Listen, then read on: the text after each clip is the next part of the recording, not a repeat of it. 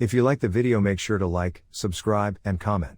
For more videos like this. What is the creepiest, most blood-chilling thing you've seen? Whether it's a demon, entity, shadow person, mimic, or something else, that sends shivers down your spine. Back when my daughter and I were living in New Hampshire, I was renting a space in my house that had been sectioned off into apartments. My apartment was located in the attic. One day, my daughter, who was about 3 at the time, came to me and asked me for a snack. I was making dinner and gave her a couple pieces of the carrot I was chopping. She happily made her way back into her bedroom, which was right beside the kitchen. I heard her say something and giggle, then she came back into the kitchen. Then she asked me for more carrots. I told her that dinner would be ready soon, and I didn't want to spoil her appetite. She insisted they were not for her. Playing along, I said, "Oh, who are they for then?" She looked at me with a confused look on her face and said, "The man," and still thinking we were teasing each other, I said, "What man?" She smiled and said, "The man that used to live in my room until the bad people came. You can say hi, he's standing right behind you." We moved out a month later. Well, this is a story that happened to a good friend of mine back in middle school. My friend Renee used to be friends with a girl about her age. Renee was 12 at the time, who lived next door. Well, one day Renee was watching TV when someone knocked on the door. Renee got up, opened the door, and saw the girl there with a jump rope. She asked Renee if she wanted to play with the rope in the woods, which were behind their houses. Renee had a cold, and her mom didn't like her going into the woods when she wasn't there, so she told the girl she couldn't. The girl said, "What a shame," and walked away. Renee found the response kind of funny, closed the door, sat back down, and started watching TV again. About an hour later, the phone rings, and she answers it. It's the little girl's parents. They tell her, "Hey, we forgot to ask. But could you check on our dogs and make sure they have food and water while we're in Hawaii for the week?" Renee is confused.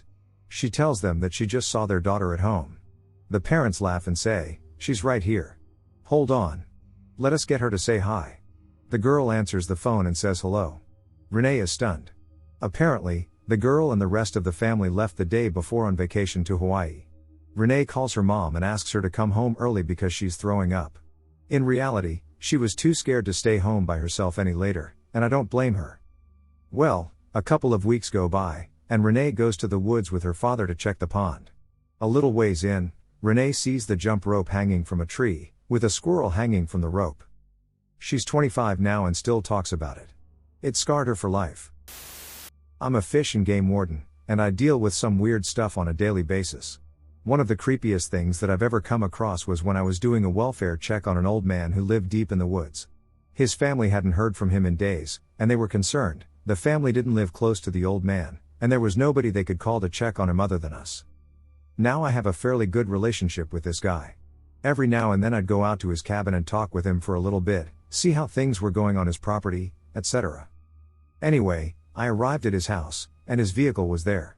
I walked up to the door and pounded on it. I addressed myself and called out his name, asking if he was there. No answer. I jiggled the doorknob, which was unlocked. I entered the cabin and had the smell of what I instantly knew to be rotting flesh. I found him in his den. Each of his limbs was cut off and stacked into a pile. The sight and the stench were just too intense. As I was moving out of the house, I spotted the old man's dog decapitated in the kitchen. That shit hit me hard, and I started to dry heave, and my hands were shaking. I hopped into my truck and called in the disturbing scene to dispatch. I had a strong feeling of being watched, probably just because I was in shock, until the sheriff department arrived along with a fellow warden. For the rest of the day, we scanned the cabin and the nearby woods. We found only a note on a tree down the road. It only had the word "enlightened" on it. The experience was scary as duck and sounded like something straight out of a horror movie. My older sister is fairly clairvoyant and has been for as long as I have known her. She has always been able to sense things before they happen, for example, surprise deaths of friends, weird instances of luck, etc., and has told us long before they do. She was living at an older hospital here in Las Vegas, was walking home from the bus stop after work late at night, and had something following her. As she describes it, it was a dark hulking shape approximately the size of a large Rottweiler, but it was hunched at the shoulder. It moved way too swiftly for a dog, though, often darting from bush to bush along the neighboring yards, making a beeline towards her. As she walked along the street at this point, hurrying towards her house, it started to laugh maniacally and growl all at the same time. She said she noticed a smell of something rotten and sulfurous, rotten eggs. It followed her for the better part of a quarter mile, rattling the bushes next to her, trying its best to get her to focus on it. She did her best to ignore it and run towards her house, but it was way too fast.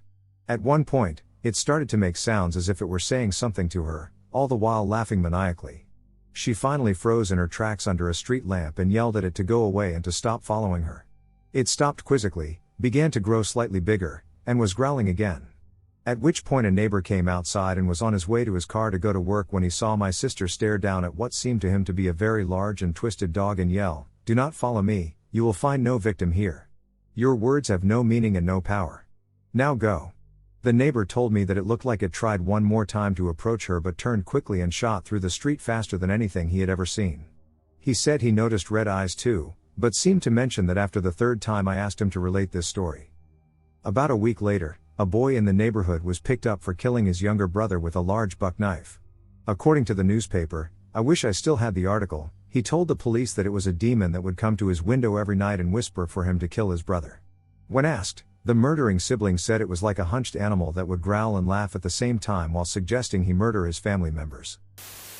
So a few years ago, I was hiking late at night with a friend near the mountain range. This was probably around 11 p.m. or later, because my friend was crashing at my house. That night we got restless, so we decided to go on a short night hike. My house backs up towards the mountains, so it doesn't take very long to get out there. We started along a horse trail, and after several minutes of brisk walking, we came towards a bend in the trail. As soon as we got around the bend in the trail, we saw something that stopped us dead in our tracks. And just to point out, neither me nor my friend are very superstitious or frightened easily. My friend had sailed around the world on a boat just the year before. But this thing filled us both with a sudden feeling of dread. I felt like I couldn't move, we were both transfixed by this large, hooded figure. I would say it was about 50 yards ahead of us. We were at a slightly higher elevation, but still, it was huge. My friend was 6'2" at the time, he must have been at least a foot taller. It was turned away from us so that we couldn't make out any facial features. But it was very large, with a dark hooded cloak, it looked like something from the movies. It was completely covered with the cloak, but it was shaped like a person and was on 2 feet. Also, we heard a faint noise coming from it, something that sounded like chanting in another ducking language, that we could not identify. I can't say for sure, but there appeared to be smoke coming from it because it appeared to be slightly illuminated. After what felt like hours, we both turned as fast as we could and booked it out of there. We didn't stop running until we were back at my house. Still, I have no idea what in hell that was. I know there used to be cults in the 1970s in the area, but there was something very unnatural about it.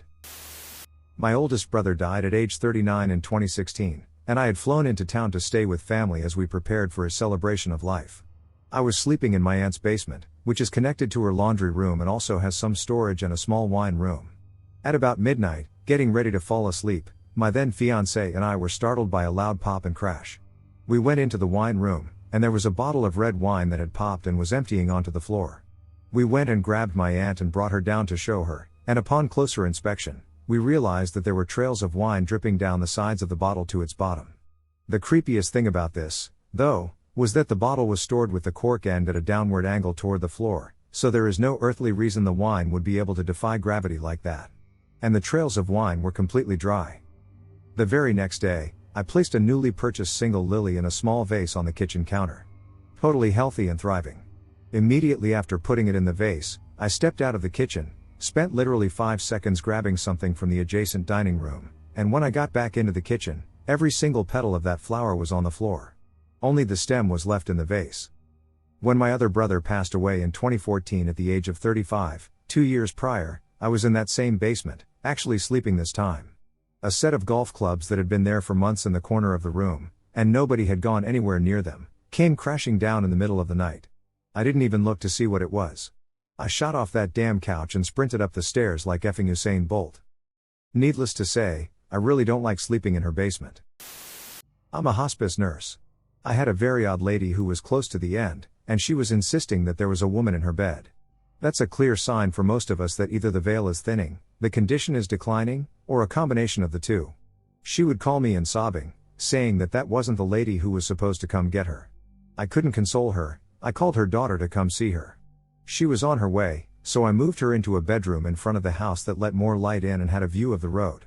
My patient had developed an inexplicable fear of the dark out of nowhere, So I figured the street lights and porch light would help her feel better and sleep without an overhead light keeping her fully awake. Shortly after I got her to sleep, her daughter ran full speed into the house. It was past dark, and she was on the phone with the police. She grabbed me, pulled me into the room with her mother, and locked the door and windows. I was dumbfounded. She explained to me that when she pulled up, she saw someone crawling on the side of the house towards her mother's normally inhabited but now vacant bedroom. Crawling on the ducking side of the ducking house like ducking Spider-Man. The cops came, checked everywhere, found nothing, and left. Not half an hour later, my patient woke up, smiled at me and her daughter, said, "The right one is here now, I love you," and died. I didn't sleep for days. When I was about 6 years old and was playing with the kid next door one afternoon, the lights went out all of a sudden. We were by ourselves because all of her family members were at the hospital with her mom, who was suffering from leukemia at the time. So when the blackout happened, my friend went out of the house to the porch and was doing something I don't remember. I was by the door looking outside when something made me look back into the house. There, in the living room, was a shadow figure walking around, tall, dark, with no recognizable features whatsoever. It was as if someone were wearing a black whole-body suit, but not as definite as a real person would be in a room. It wasn't too blurry either, but I noticed it moved around the room as if it were looking for something. I actually wasn't scared at this point, since I've never seen anything like it and I was a curious child. The next thing I knew, it went up to the second floor, and so I followed it and continued to watch the shadow figure walk around the bedroom, again kind of looking for something. Then it started moving towards the wall on my right. I remember thinking this time, OSHT, is it going to disappear? Is it going to disappear? And sure enough, it vanished through the wall.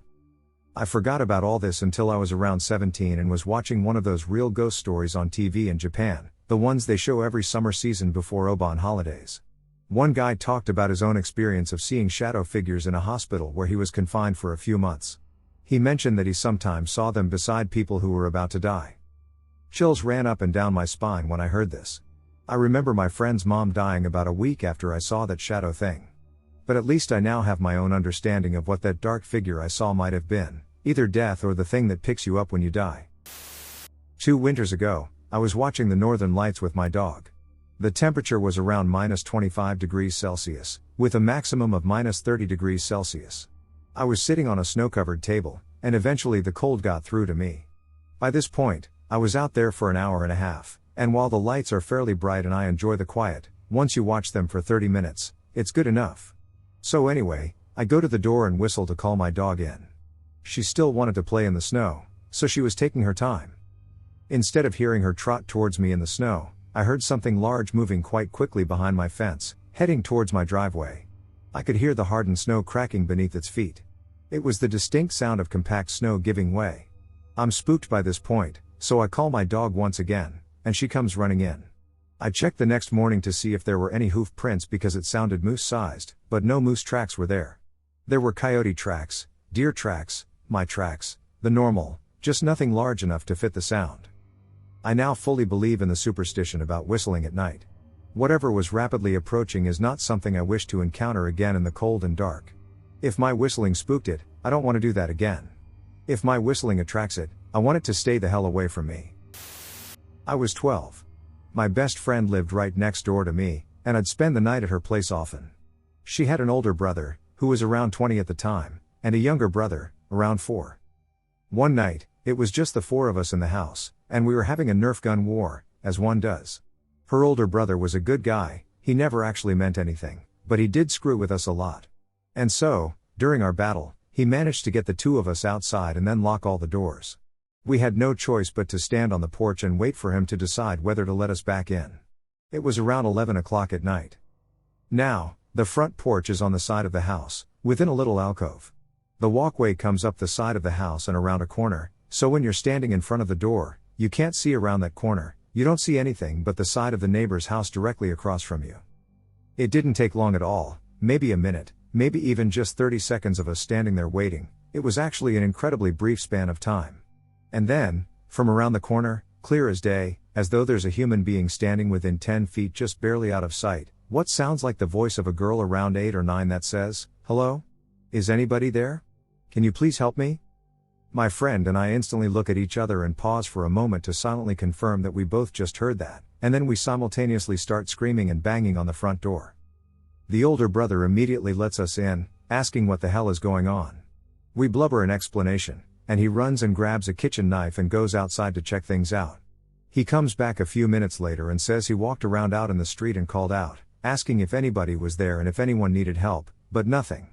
The block was seemingly deserted. And that's it.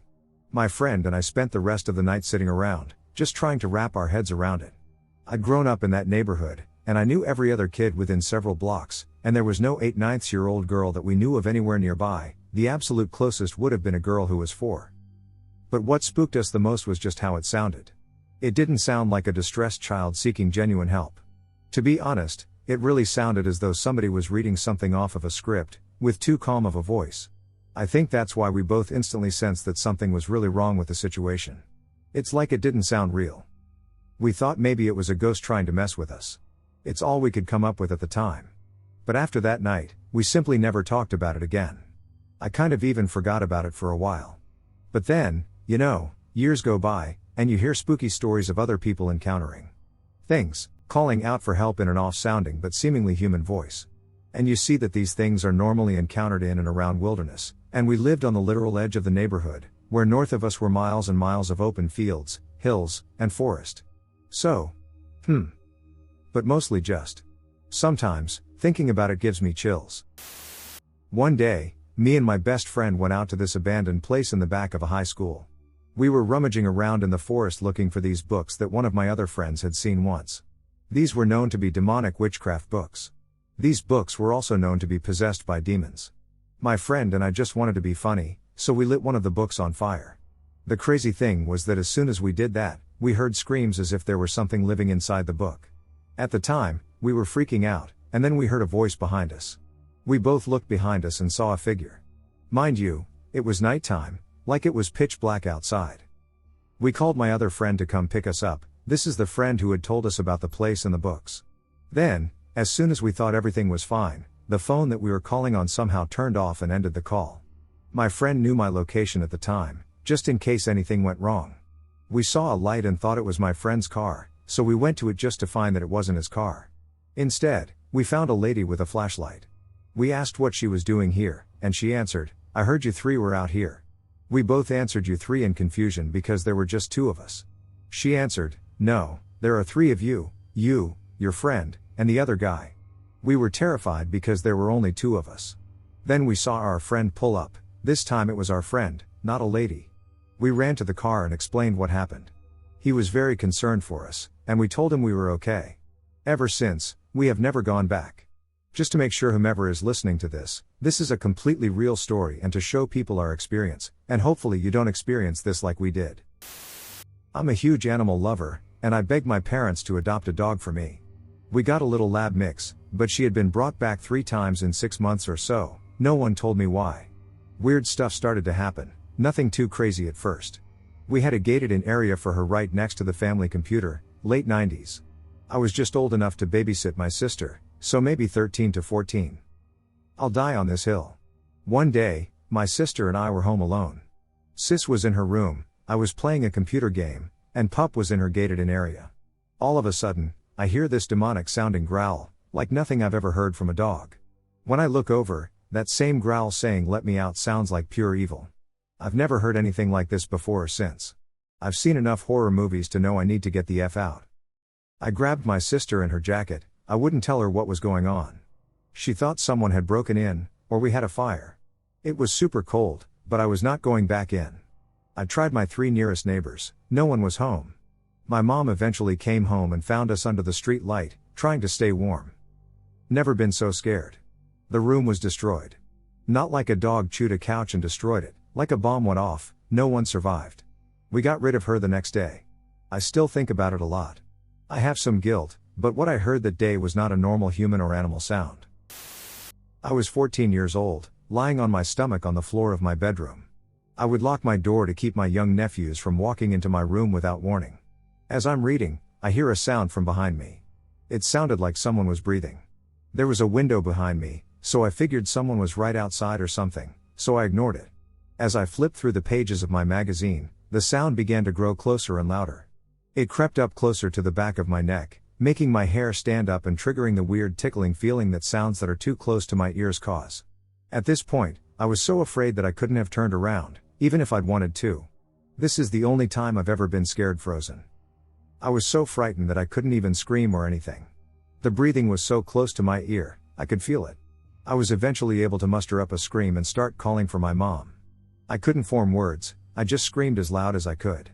My mom got to the door pretty fast, but my door was locked. She somehow managed to get the door open, and without even asking me what was wrong, she threw a blanket over me, picked me up, and ran out of the room. She carried me to the living room, warning my little nephews not to go in there. I told her what happened. She didn't say much about it after that, but I wasn't allowed back into my room for a couple days. I have no idea what it was or if my mom even knows, either. That frozen in fear feeling was the most uncomfortable sensation. This experience has stuck with me my entire life. I am a skeptic, but I cannot explain what I saw that night. When I was younger, my brother and I shared a bunk bed in my room. The room was right above the front door, so I could see it clearly from my bed. One night, I woke up feeling like something wasn't right. I was paranoid to begin with, often placing pillows against the window in fear of someone looking in as I slept. As I looked outside, a cold shiver ran down my spine. Outside my window, in the grass leading to my front door, stood a towering bluish creature, slowly making its way towards the door. I cannot describe it as anything other than a monster. Tall, wide-shouldered, and terrifying. It almost looked like it had some kind of fur, but it was difficult to tell. I stared at the creature in pure terror for a few seconds before it turned its head and looked right at me. I tried to scream as loud as I could. I tried and tried, but I couldn't make a noise. I was beyond terrified. I was paralyzed. All I could think was that the creature saw me and was now coming into the house to get me. I remember thinking that if I made it through the night, I'd have to scan the yard for footprints the next morning. I knew what I saw, and I was determined to prove it to people. Somehow, I eventually fell asleep. The next morning, I instantly went outside, looking for footprints. Finding nothing, I tried to convince myself that it was just another nightmare. An extremely realistic nightmare, mind you, but a nightmare nonetheless. Then my brother asked me about a nightmare he had the night before. He saw a large blue-purple creature outside the front door. He tried to scream for my mom, but couldn't make a noise. As he told his story, my blood froze. I told him about my nightmare, and we both shit bricks. I still have no explanation. I was a chaperone for a Girl Scout camping trip when I was 16, the kids were about 5 to 9 years old. I had a cabin with 6 kids I was in charge of at night and helped out during the day. On night one of my kids had a bit of a developmental issue. I wake up and see her leaving the cabin. I chase after her, thinking she is going to the latrine, but she's sleepwalking.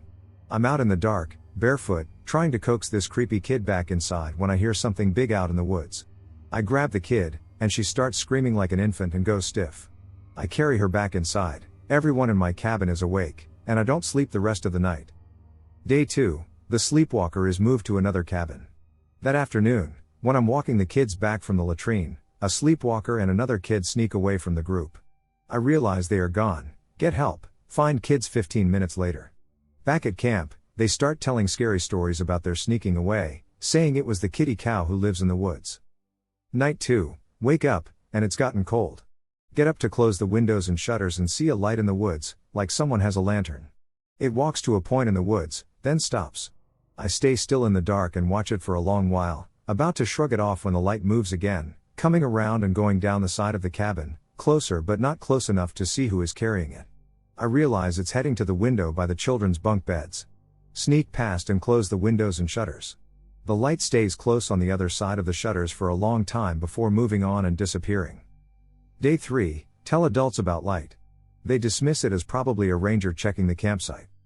Kids by this time are totally freaking each other out over KittyCow. I'm literally starting to be afraid to leave the craft area in broad daylight because KittyCow might be there. There's all sorts of weird KittyCow stories. That afternoon, we find out a bear broke into another camp and ate food, so in addition to a real threat, we think that may be the origin of KittyCow. Night 3, I stay up listening to music to see if the lights will come back. At about 1 a.m., I see it coming by again, walking to a point in the woods and waiting. Around 1:30, it starts getting closer to the cabin. As it walks around the side, I hear one of the other chaperones start to yell, "Hey, who is that? Who's out there?" The light cuts off. I yell back to the chaperone that I saw it too. What should we do? I'm terrified at this point. The chaperone tells me to bring my kids over to her, holding hands. We all cram in one cabin, and a bit later, a thunderstorm starts. For another night, I basically don't sleep. The next day everyone sort of laughs it off again, sort of saying we weren't seeing anything, that maybe it was heat lightning or the kids were playing with flashlights and we saw them reflected. I'm so sleep deprived, it hurts, and I'm hearing popping noises. I end up being paired with another chaperone, and we go for a hike with the kids. It's all foggy in the woods, and the kids are really strung out between the excitement the night before, which they blame on KittyCow. Out in the woods, the kids start claiming they see KittyCow everywhere, sneaking up on us. I can't tell you now how weird and terrifying things got then. You had this Silent Hill fog, the kids are freaking out over every tree, screaming KittyCow is coming to get them, and I'm barely held together on no sleep, convinced myself that some weirdo has been creeping around our camp. Things devolve into mass hysteria, the kids are literally falling to the ground, screaming and sobbing, and the other chaperone leaves. She just books it out of the forest and back to camp, while I am coaxing, pulling, and carrying screaming children out of the mist. I have never and will never experience anything as creepy and terrifying as that afternoon in the woods. While nothing happened, it has haunted my dreams since then. Okay, I guess I should start by saying that my family on my mom's side has always been able to see creepy stuff, usually ghosts or demons. My grandmother and ancestors were rather religious, while my mom and my immediate family aren't. We believe in God but don't go to church, mostly because I get bored. I'm not sure whether my family is made up of psychics, witches, or whatnot, but we always had some sort of power that was like a paranormal magnet. Down in Mexico, around the 1950s or 1960s, there was a swamp. It was near a hospital, and whenever the patients died, the hospital would dump them in the swamp. Eventually, the swamp was bought, and my great-grandfather built a house. Even later, a park was placed on top of the swamp, for those wondering what happened to it. I'm not sure if anyone else picked up on it, but when I was a little kid, I always saw faces of people on the floor who looked trapped, and maybe I should have mentioned it back then now that I think about it. When I was 15, I went back because my great-grandmother was dying. I would hear her talk to someone, and then I would hear it answer her in a strange and or muffled language about the thing she was supposed to be asleep at. Also, I should mention that the same presence tried to push me down the stairs there. I have a theory that it might be connected to the faces or that it could be a demon. Anyway, back on topic, I told my great-aunt, who was still alive at the time, that it did look like the faces of trapped people, and that's where the topic stayed. I went back next year, and my aunt had suffered from a heart attack and died in the shower, so we visited my great-grandma. I heard the same stuff again, and then 6 months later she died as well. My grandma wants to sell the house, but since we don't live in Mexico, she has to sort a whole bunch of things out. My brother and I were out by a neighbor's pond on his property, which we probably shouldn't have been doing. We walked around the pond and came upon an old horse shed. Outside of the shed, we found a big brush pile that had recently been stacked outside of it. I assumed the owner of the property was going to burn the brush pile eventually. But we found a bunch of weird magazines inside the pile of sticks. I can't remember what they were called, but they had really weird items for sale in them. After looking through the magazines for a while, we decided to go into the old horse barn, and in each of the stalls there was a different dead animal. This is when I started getting really freaked out. In one of the stalls, there was a raccoon, in another, a deer, and some others with rabbits, squirrels, and birds. It's like someone killed the animals and placed each species in a separate room. After looking around for a little while, we started getting this uneasy feeling, as if someone was watching us. This was out in the middle of nowhere, mind you, so for there even to be a person out there was weird. After we got that feeling, we started hearing footsteps on the wooden floor upstairs. As soon as it got to the ladder to get down from the top, the noise stopped, and we ran the duck out of there as fast as we could. I never knew if there was someone up there or what, but it was creepy as shit. My grandma's house has some sort of mimic. I think that's the right word for what it is, but I've also seen people call similar experiences doppelgangers, so maybe that's the right term? Strange happenings have haunted my grandma's house since before I was born. Mysterious ringing phones in the basement, TVs and VCRs with minds of their own, bassinets that rocked by themselves. Anyway, it seems one of them may be a mimic. My grandfather had a job that would take him out of town at times. On at least 2 separate occasions while he was gone, my grandma and uncle saw him walk down a hallway and out of sight.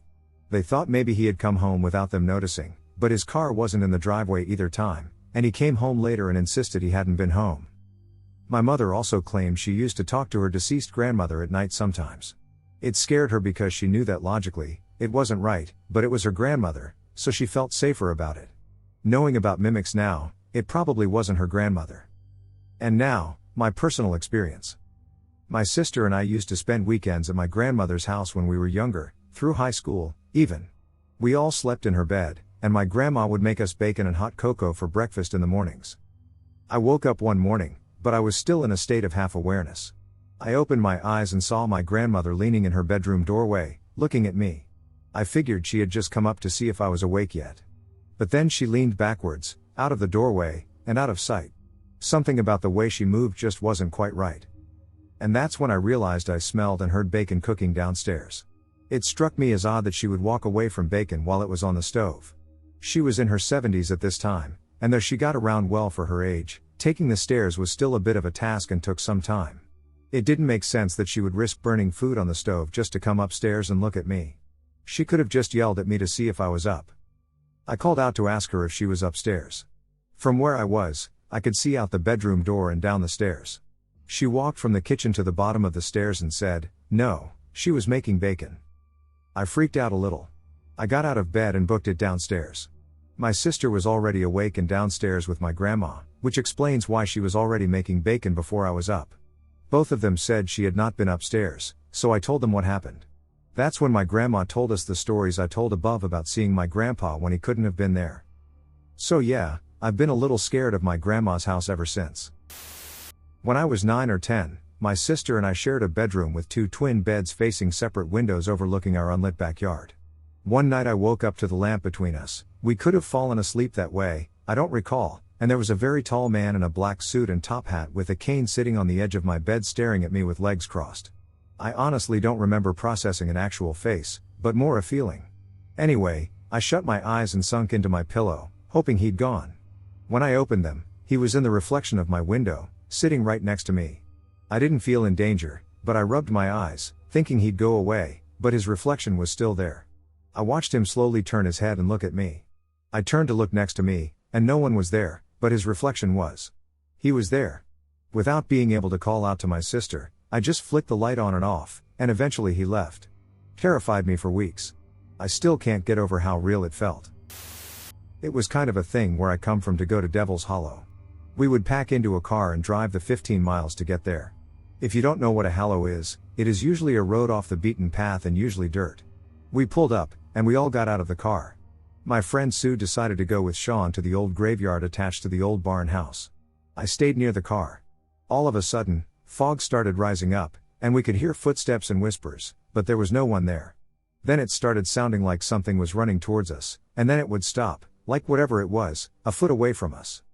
If you extended your hand, maybe you could feel whatever was standing right in front of you. We started screaming at Sue and Sean when they finally got to the car. We jumped in and tried to start the engine. It would not start. We just sat there waiting, and then we heard something very lightly tapping on the car windows. It only stopped when we saw car lights. That's when we finally got the car in motion and got the hell back home. You can find the history of Devil's Hollow on any search by looking for Devil's Hollow in Fort Wayne, Indiana. The legend: there once lived an old woman on that road. She got tired of all of the parties close to her property. She asked the teens to stop several times, which they did not. Some teens threw a beer bottle at the woman. So she cursed. Something strange started happening to these teens. One had seizures. One had hallucinations. One boy said the hounds of hell were stalking him. He hung himself a week after that. The witch, who referred to herself as Tituba, stated that she had been around for the witch trails and that she had been around when the world was created. 3 teenage boys decided to burn the house down with the old woman inside. After the woman's death, they heard her voice in the wind. "I am stronger in death than in life. I will always be here." The boys got the hell out of there. But the old woman is still there. There are still reports of wolves walking upright. And the apparition of an old woman. To this day, they still get reports. But you can find out for yourselves on Devil's Hollow Road, Fort Wayne. Once, while watching a movie in my friend's basement, I saw movement in my peripherals and looked over to the couch he was on. At first, I didn't notice it. My only source of light was the television, and my main thought was that it was strange that my friend hadn't seemed to have moved. Then I saw it. Behind the couch was a shadowy silhouette of a figure, darker than the backdrop of the lightless room. But its face, my God. It appeared to be a mask, colored like skin but shiny like porcelain. It was almost flawless, practically featureless. A slit for a mouth, slightly agape, with no lips at all. The nose was pulled back, the nostrils flared, and it seemed as though it were a snake. And the eyes, while not menacing, were dark, gaping pits of horror. I stared into the figure's soulless eyes for longer than I would have liked, but I was frozen with fear. After what felt like an eternity, my friend noticed my terrified gaze in his direction and spoke to me. I did not hear his words, as they were muffled by my adrenaline. But as he spoke, the creature began to rapidly drift away, around the corner, to the next room. It never broke its gaze with me. My friend came over and shook me, asking if I was alright, and my instincts finally kicked in.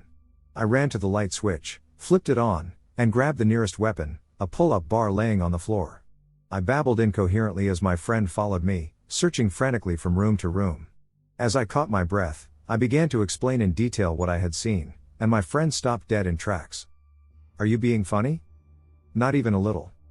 Dude, really, it's not cool. I'm not joking, dude, I am freaking out.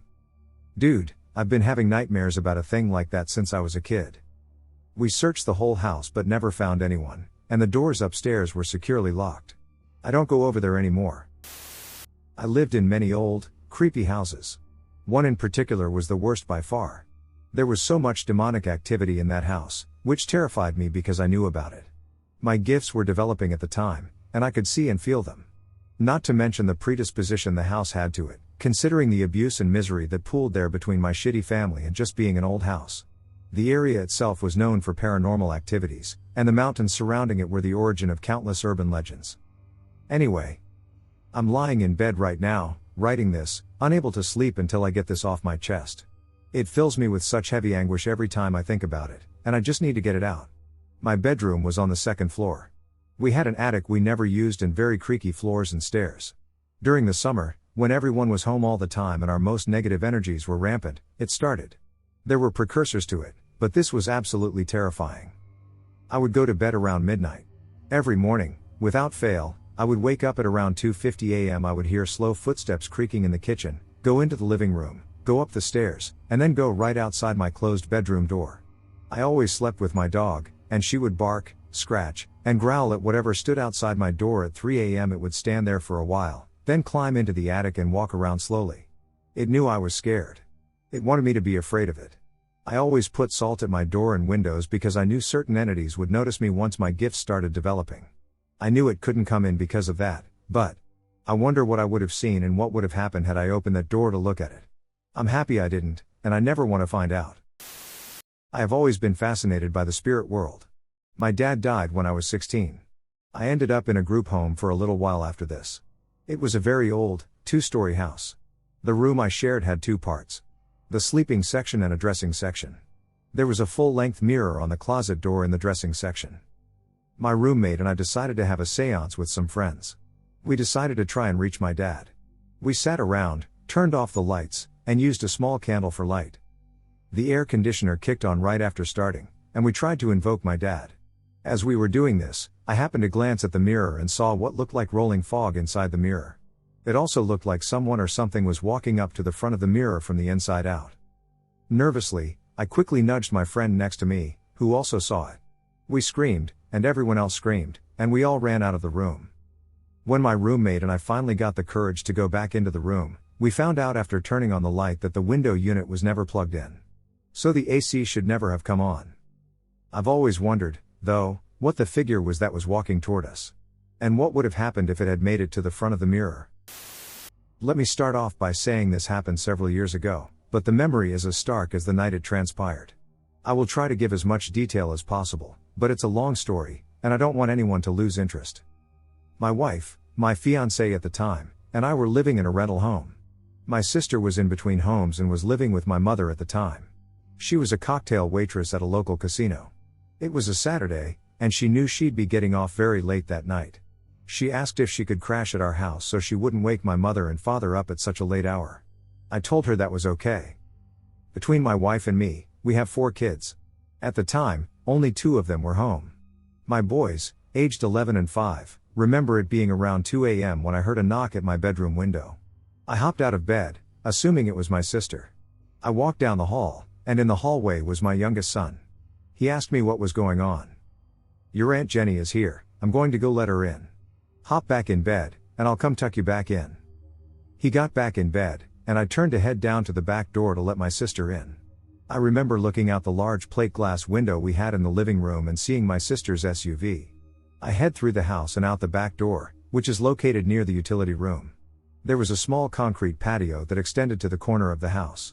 I didn't have any shoes on, and it was a bit cold outside. I walked to the edge of the patio and looked around the corner. The window to my bedroom was about 40 feet down from the corner. There, in the shadows, was my sister, or so I thought. She appeared to be peering into the window. I called down to her. "Jenny, come into the house down here." She turned towards me, and something was off. It still looked very much like my sister, but her hair was darker than normal. She looked to be wearing a black dress and a black shawl. Of course, it was very dark, so it was difficult to make out any specific details. After she turned to me, it appeared as though she was crying and was waving her hands as if to say, "Don't come down here." Great, I thought. Her boyfriend broke up with her, and she's crying. So I started walking towards her and called out to her again. "Jenny, what's wrong? Come in the house, it's cold out here." This is when crap gets weird. She was still doing the waving thing, and I was still walking towards her. All of a sudden, she phases and is no longer standing by the window, but immediately appears about 15 feet further away, up against my neighbor's chain link fence. Of course I freeze, and my heart starts pounding like a jackhammer. My first thought was that I was looking at the ghost of my sister and that maybe she had died in an accident or something on her way home from work. Morbid, I know. I start walking towards her again, albeit tentatively. "Jenny? Are you okay? What's going on?" Again, she's doing the arm waving. I get about 10 feet away from her, and she phases again, this time appearing about 10 feet from the fence in my neighbor's backyard. I take a few more hesitant steps, and she phases again, but this time in more of a series of phases. At an angle.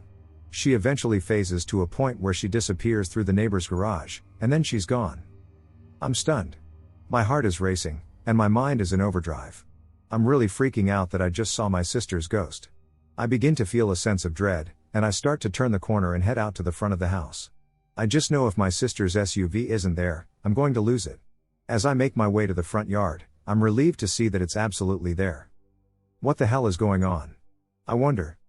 I'm heading to the front door, and my sister's boyfriend is there knocking on the door. "Jason, where the hell is my sister?" I just about made him jump out of his skin, but he said, "She's inside." I follow Jason inside, and there on the couch is my sister, talking to my fiancé. My head is spinning. "Jenny, did you just come in? Were you just outside, and didn't you hear me call you?" "No. I knocked on your window, and I headed around the front. Ash let me in after a couple minutes." "Where were you?" "That was like 15 minutes ago." I knew she wasn't exaggerating because she had already changed out of her work uniform and was in her pajamas. It felt like I had been outside for only a couple minutes, but apparently I had been out there a while. I then recounted the story of what just happened to my fiancé, my sister, and my sister's boyfriend.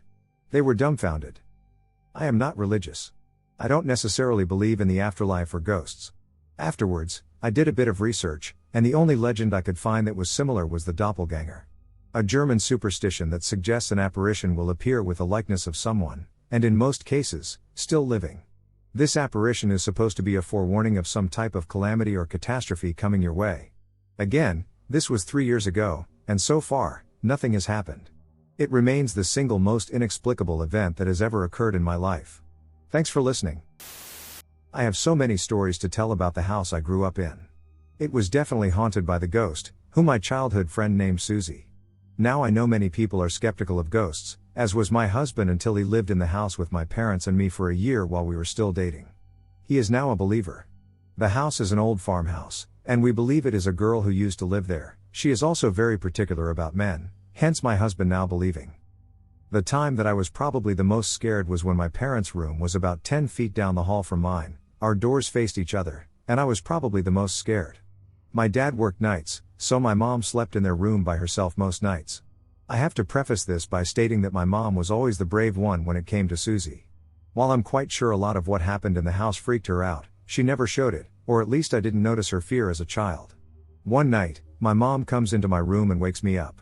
She asks me if I was watching TV or talking on the phone. It was probably 2 o'clock to 3 a.m. I was dead asleep when she came in, so I told her no, and she left my room. I heard her walk upstairs and give my brothers the same inquisition, and she must have received the same response because she came back down and returned to her room. Not even a minute later, she is back in my room, asking me to come sleep in bed with her. Seeing as my mom never showed even the slightest fear of weird occurrences in the house, this really freaked me out. Somehow she fell asleep right away while I laid next to her for at least a half hour, scared out of my mind, touching her arm with my hand just to feel safe. I asked her the next day what happened. You know those toys you had as a child where you pulled the little lever and the arrow spun around, then landed on a farm animal and said, "The cow said, moo?" She said she could hear something that sounded like it was coming from the dining room, but it was speaking gibberish. She said it was quiet at first but kept getting louder and louder, which is when she got up to ask my brothers and me if we were making the noises, though she knew it wasn't us. As soon as she walked out of her room, the gibberish stopped. What made that experience creepier than any of the other incidents was how much it freaked out my mom.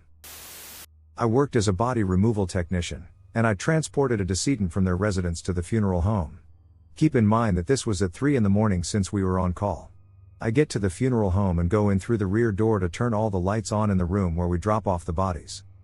During the time that I was in that room, I had to use the restroom, so I went into the main area of the funeral home. I left the room I was in and went into the hallway. I couldn't find a light switch anywhere, so it was pitch black. I used the flashlight on my phone and walk around, trying to find the restroom. As I'm walking, I come up to the restroom. There's an open door leading into a giant room right across from the restroom. As I'm walking by that open door, I get this incredibly unnerving feeling, and the hair on the back of my neck stands up. It felt like I wasn't the only one there, and it felt like I was being watched from every single direction. I heard something move in that room, and I looked through the doorway, but there wasn't a single person in there.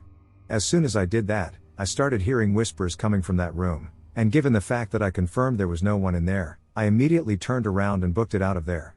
The entire time I was heading back towards the door I came from, I didn't dare look behind me because it felt like something was following me, and I wasn't about to be the first one to die in this horror movie of a scene. That was probably one of the creepier experiences I had. I'm 39 years old and live in Michigan. This is the story of the first, and last, time I had sleep paralysis. I had dated someone in the past who dealt with sleep paralysis and night terrors, so I was aware of what it entailed. But until you experience it for yourself, you can never really understand the dread that overtakes you. It was like a lucid dream. In fact, for a long time afterwards, I debated if it was a real event or not. It was the middle of the night. I had been asleep, but now I was lying, kind of propped up in bed on an angle, with pillows behind my back. I am a grown man, but I still sleep with a nightlight. I had a Himalayan salt rock lamp on my nightstand, putting off a warm orange glow. As my sessions came about, I realized that even though I was sitting up a bit, I had zero motor function in my body. I was paralyzed from head to toe. This alone was a terrifying notion. As someone who has been blessed with really good health through the years, not being able to move was shocking, to say the least. Upon this realization, I began to take stock of my surroundings, and as I scanned the room, I saw him. My bedroom is part of an addition to my home, therefore, it has a rather oblong shape. My bed was pushed into the closet on one side of the room. On the other side, out of reach of the glowing nightlight, stood a shadow man. I would describe him the same way many others have described shadow people. He was nothing more than a silhouette, but he was more black than all the darkness surrounding him. He stood tall with no features at all, but somehow I could feel his non-existent eyes fixated on me. He never moved, he just stood there, staring at me vacantly. Instant terror washed over me. I could sense his malice and hostility. It felt like he wanted to hurt me. My body went into fight or flight mode, and my adrenaline surged. But there was no moving. I remember trying to will my arms to function, but it was as if they were 10,000 pounds, I could not budge. My consciousness was my only tool. I wanted to scream at the entity. I kept trying to yell, "This is a house of God. You are not welcome here." However, it was as if my voice was caught in my throat. Trying to urge the words from my mouth was met with defeat over and over again. Then, as suddenly as it had begun, it was over. I took a deep breath, as if a spell had broken. My body seemed to tense and hug the bed mattress. I could move again. I sat up all the way, and my head darted around, frantically looking for the shadow figure. It was gone. But it hadn't disappeared. It didn't dissolve into thin air. It was merely there 1 second and not there the next. My heart was beating rapidly, and I took in very deep breaths. I laid back in bed and tried to calm myself. That was a terrifying dream, I thought. But then again, was that it? It didn't feel like I had been dreaming. My dreams are usually pretty bizarre, they're never in a typical setting in my life, like a bedroom. And it didn't feel like I had woken up from sleep. You know how you typically have that feeling, coming from dreamland to the waking world, that sense of clarity that you're back in reality. I didn't have that at all. I didn't wake up and open my eyes. It was just as if the event had finished, and now I was lying in bed alone. It was the oddest feeling and stuck with me for weeks after. Eventually, I decided it was not a dream at all. It just felt too real. And I had to wonder if the warm glow from my salt rock lamp was the only thing that night that kept the shadows at bay. I was born in Ecuador and lived there until I was 5 years old. The house I was born in was haunted by the fact that the area where my house and many other houses were built used to be a cemetery. It didn't help that when my second oldest sister was a teenager, she started doing the Ouija. She used to go to the houses around our area because the houses were empty and no one lived there. Of course she didn't want anyone to know what she was doing, but she would always leave at 3 a.m. with our Doberman. She would also go next door to my aunt's place because they were always traveling and the house was always alone, but she had a specific place under a lemon tree in my aunt's yard that she would go to do the Ouija. My sister opened doors that were meant to stay closed. In all the years that have passed, a lot of things have happened to her. A lot of things came into our home and the houses around us. I can talk more about it in another story. So when I was 5 years old, I moved to New York City with my mother, father, and 2 siblings, and my oldest siblings lived in Ecuador. The house was abandoned for a couple of years. When I was 11, I went back to visit my family in Ecuador. My siblings took me to see our old home, and there were no windows. If you didn't know, Ecuador is a very hot place, but for some reason you would go inside that house and it would feel like an AC was on. So when I went to see the house, I was looking around, and my siblings locked me in my sister's old room with her in it. They thought it would be humorous to scare me. So when I was locked in the room with my sister, who did the Ouija board, I swear to you, her face changed in front of my eyes. Her face turned into this old lady, and of course I got so scared that I started crying and screaming for my other siblings to open the door. When they took me out, I was so scared that I was pale and couldn't stop crying. After that day, every time I go to Ecuador, I never stay with that sister. So the last time I was in Ecuador, I stood in the house that's right next to my childhood home, which belonged to my aunt, but now it's my older sister's home. Every time I would go into that house, you felt like negative energy. I was not able to sleep alone there. I always needed to sleep with my niece. So the last day I was in Ecuador, I stood in that house, and in the afternoon we were all hanging out in the pool that she has in her backyard, and I felt something touch me, and no one was near me. I decided to keep quiet because I just thought it was something else until my sister said that she felt something touch her in the pool seconds later after I felt the same thing. I had taken a regular picture of the pool and didn't notice that there was a face in the picture until someone on my social media mentioned it and took a screenshot of it. After I saw what that person was seeing, I looked at the picture and noticed 2 more forms in the pool, but there was nothing around to make that reflection. Well, that wasn't all that happened the last night I was there.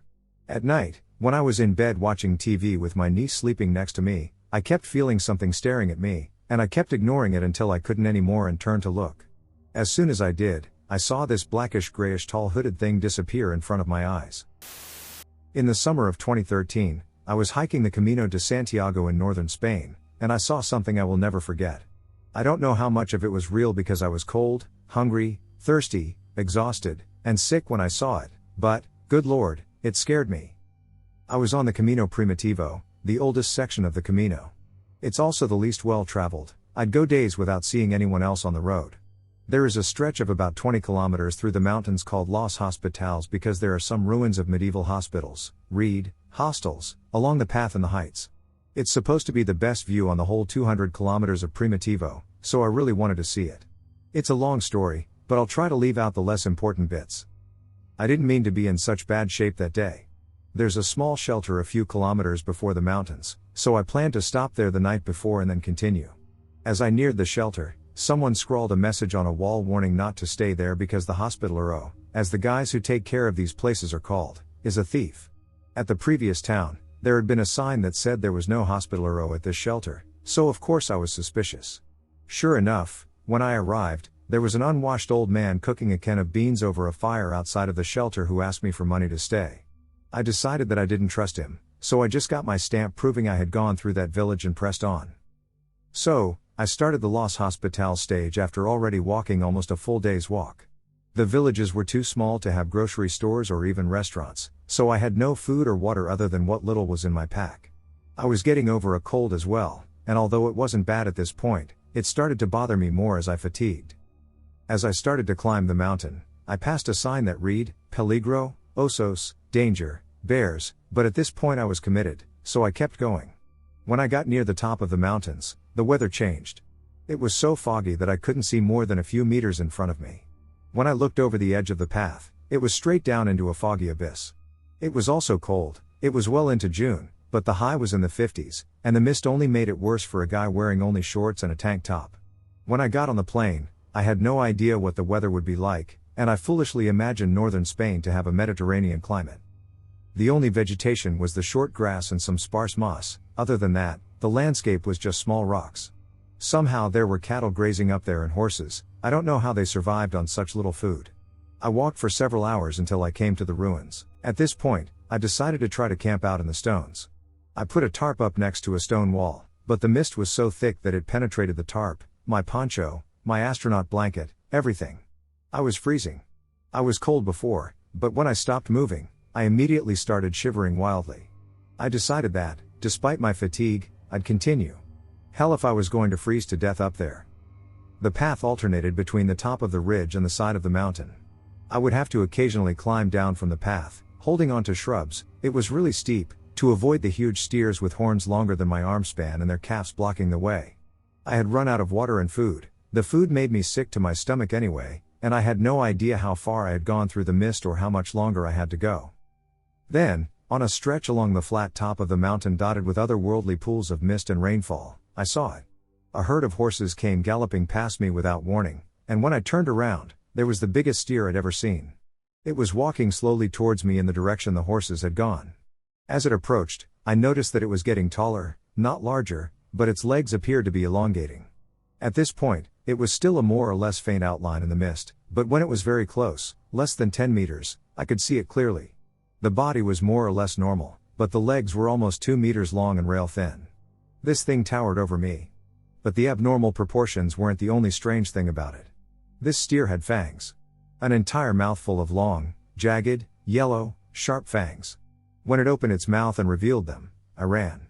I don't know how far it was, but I didn't stop until I reached a highway at the far end of the mountain and heard the humming of a telephone line at last. I saw some other creepy stuff later that day as I made my way to the next habitable place, most notably a ruined town with a population of one old Asturian man and his huge dog, but after the demon steer, nothing bothered me too much. I made it into the next small town that had a hostel so late that everything was closed and I had to sleep outside in the 20-degree weather. I really want to blame what I saw on my questionable physical and mental state at the time. I walked 48 kilometers that day according to the guidebook, about 13 hours in all, but I can't forget what some of the older locals had told me about avoiding the areas around dolmens, prehistoric burial stones, in the mountains. As far as I know, there isn't a dolmen in Los Hospitales, but the people living there have legends of strange remnants from the area's Celtic past living on in the mountains, and I saw something that makes me wonder if they aren't just legends. Between 2016 and 2018, I was a supervisor in a warehouse. Over that period of time, but more towards the end of my time there, 3 separate things happened that I found spooky. The reason being, all 3 were corroborated by other staff members or contractors with no knowledge of the events happening to me either. It's also important to note that my company had 2 units, one at either end of the building, and another company owned the larger middle unit. The first thing that happened was seemingly insignificant, but it turned out to be pretty creepy. While walking down the aisles picking orders, I'd sometimes hear whistling, the sort of whistle you'd make when you were hiding from someone and wanted to taunt them. The first couple of times it happened, I'd look for the source, a smile on my face, thinking it was one of my colleagues playing with me. There weren't many places one could hide, mind you. There were 5 aisles that ran the full length of the warehouse, and they were narrow, only one aisle dissected the 5 long aisles down the middle, and you could see between shelves and through most of the racking. Even so, I could never find the source, and after that, I just shrugged it off as I couldn't be bothered playing along. Weeks later, one of my colleagues who worked in the other unit told me he used to get freaked out down there because he'd always hear whistling when he was on his own. There were only 2 people working in that unit the vast majority of the time, and he said he heard the whistle coming from inside the warehouse when the other guy was outside having a cigarette, so it can't have been him. He even mimicked the whistle, and it was the exact same one I used to hear. The second thing that was probably more eerie was that I once heard my name being called by a bodiless voice. I was working in the packing area. I was the only person in there, and I heard, faintly at first, my name. I thought maybe it was the radio, and it just sounded like someone calling my name. Then I heard it again, this time more clearly, so I walked to the end of the packing area, where it opened up to the warehouse. Not a soul.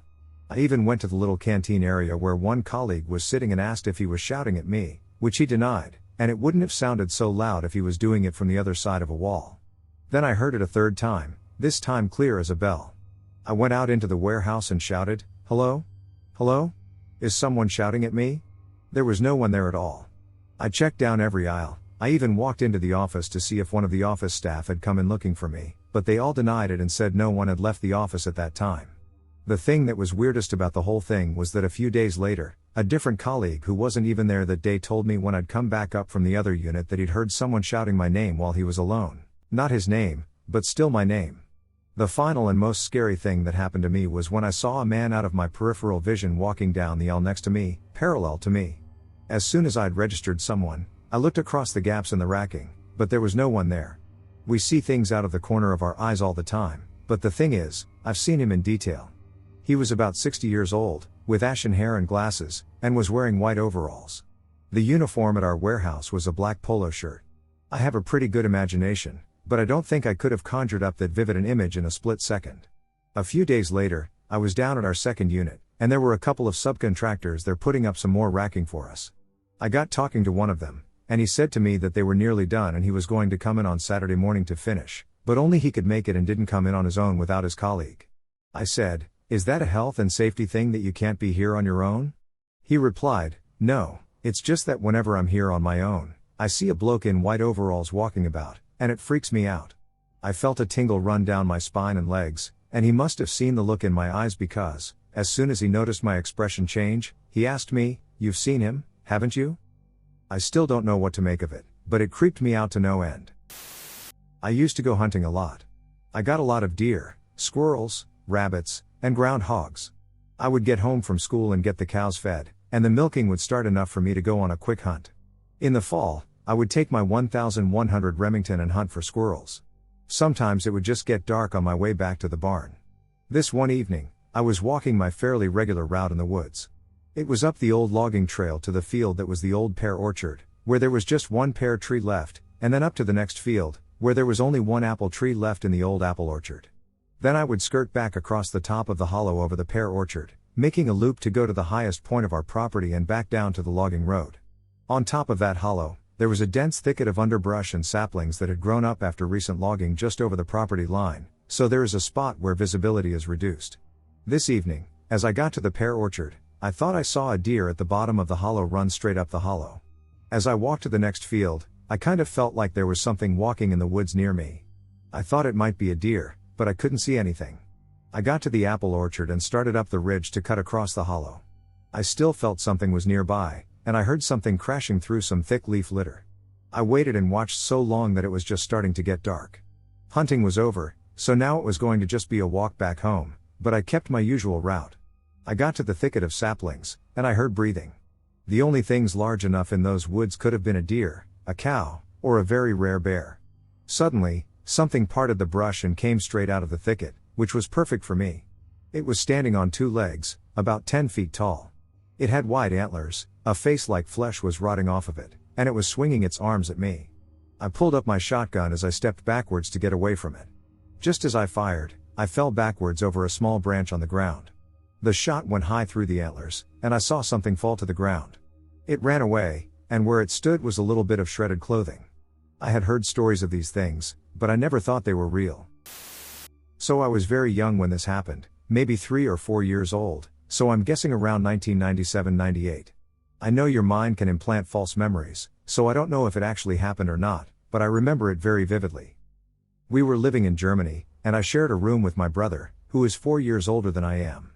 The head of my bed was right below the only window in the room. One night, he jumped out of bed and ran across the room to where I was to look out the window. This is where things seem weird because it was like he knew something was out there and he needed to see it, but there was no way he could have seen or heard anything down there at all. I got up to see what the fuss was about, and on the street below, a man stood completely still facing the road, which stretched away from where we were. He was tall and broad, he wore a suit, a long brown overcoat, and a fedora-type hat, which made him look like someone from the 1950s. But he had no head, his hat just seemed to float. I could see the pavement behind where he should have been. He turned and walked away from us down the street for about 20 yards, stopped, and turned to face the road again. 20 seconds later, he walks another 20 yards, and once again, he stops and turns to the road. He did this 4 or 5 times before he disappeared into the darkness. He never turned in our direction or in any other direction apart from straight down the street into the road. No cars or other people came down the street when he was on it, and the atmosphere around him seemed ghostly and still. The fact that my brother seemed to know he was there weirds me out as much as the fact that he seemed to have no head. I don't remember feeling scared or intimidated. I felt more excited to see this headless man. It's one of my earliest memories and has stuck with me ever since. I've never spoken to my brother about this, nor have I told anyone. Has anyone else had a similar experience, or could this be all in my head? I'm skeptical about the paranormal, so I don't know what to make of it. I used to live in a neighborhood across the street from a graveyard. Strange things have occurred throughout my life, even when I didn't live in that neighborhood. However, when I did live there, things happened more frequently than normal. I lived with my stepdad, my mom, my biological sister, and some stepbrothers at the time. Me and my stepbrother shared a room. We were in the 3rd grade. We would sleep in a bunk bed, and I slept on the top bunk. One night, when we were going to bed, I heard something that made my eyes open wide. Our closet door, which was straight ahead beyond the foot of our bed, slowly creaked open, making a haunting, almost vocal sound. I remember not knowing if my stepbrother was asleep in the bottom bunk. So I whispered and yelled, "Zone." I then tried again, a bit louder, "Zone, did you hear that?" I heard my brother make a horrible gasp. The kind of gasp someone makes when they see something terrible. And I looked into the closet to see 2 green eyes staring at me, then at Zone. The 2 horrible eyes were suspended above a green, toothy grin. It kind of reminded me of Alice in Wonderland's flying cat's eyes and smile. It gave me goosebumps and made my eyes water. I wasn't sure what specifically it was that dragged this reaction out of me. As terrifying as it was, I threw my Spider-Man body pillow at it. My brother had one just like it. I know it's a pretty stupid move, but I was a kid and didn't have a clue how to handle this situation. The door nearly closed because of my excellent throw. However, it didn't latch closed, it was still barely open. After that, I and my brother sat in silence for a second. I asked him, "Did you see that?" He said, "Yeah. One of us has to go get your mom and my." Right when he was about to finish his sentence, the door to the closet started creeping open, and the high-pitched noise was even louder and slower than before.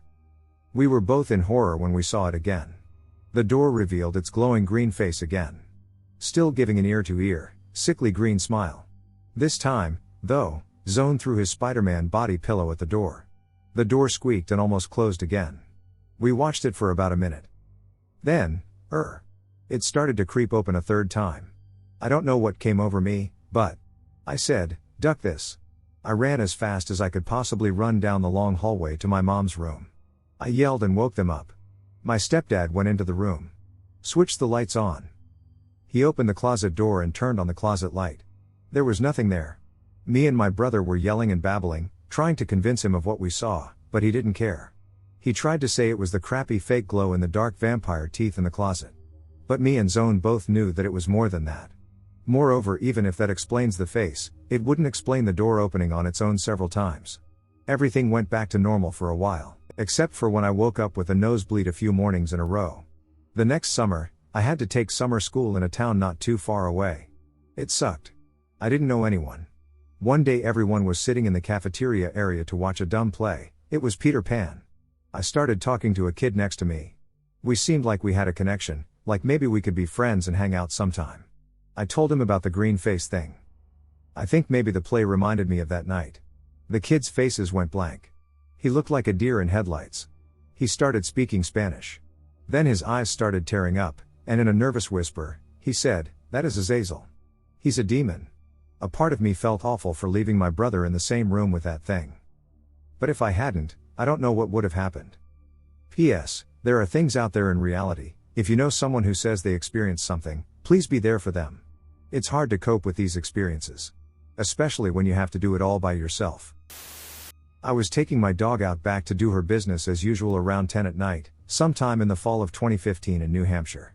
I had the overwhelming feeling of being watched and was very paranoid, for no apparent reason. Out of nowhere, an image popped into my head of a Goatman type thing standing on the hill by my neighbor's yard, holding a staff, looking in my general direction. I wasn't actually seeing it, it was a mental image that I'm sure I did not come up with. I noticed my dog looked a bit on edge, which wasn't too odd as it was a little windy, but she was more afraid than usual. About 2 minutes after the vision, I heard my name being called from right at the edge of the woods in the backyard, in a voice that sounded exactly like my girlfriend's. At first, I brushed it off as my mind was playing tricks on me, but then it happened again, and my dog definitely heard and cocked her head up. It happened a third time, and I booked it back for the house. My dad told me I looked as white as a ghost, and I stumbled over my words explaining what happened to him, but he got the gist of it and went outside with me to investigate with a flashlight. We saw nothing, but we heard my name a few times. My dad decided that it was trees rubbing against each other, sounding vaguely like my name, and so he laughed. And then we heard laughter from the woods again, just like my girlfriend's. We then decided it wasn't the trees. I video called my girlfriend soon after, and she was home, so it couldn't have been her. To this day, I don't go outside alone after 9 p.m., and it hasn't happened since, but I can't rest until I have some ideas. Our initial thought was Skinwalker, but as I live in New Hampshire, I wonder if it was a Wendigo, Fleshgate, or something else. The vision is also something that I haven't heard of relating to them either. If it helps at all, I supposedly have a little Navajo blood on one side and Blackfoot Sioux on the other, and my girlfriend is around 1/4 Native American. I'm not sure what to think of what happened. I may just be overthinking things, or my sister may have just been joking with me. I figured I would share this small story here, in case anyone had any insight as to what happened. However, I don't think I quite believe anything as monstrous as I suspect to be at fault. I probably just misheard. For perspective, I will tell you that I live in the southern part of British Columbia, Canada.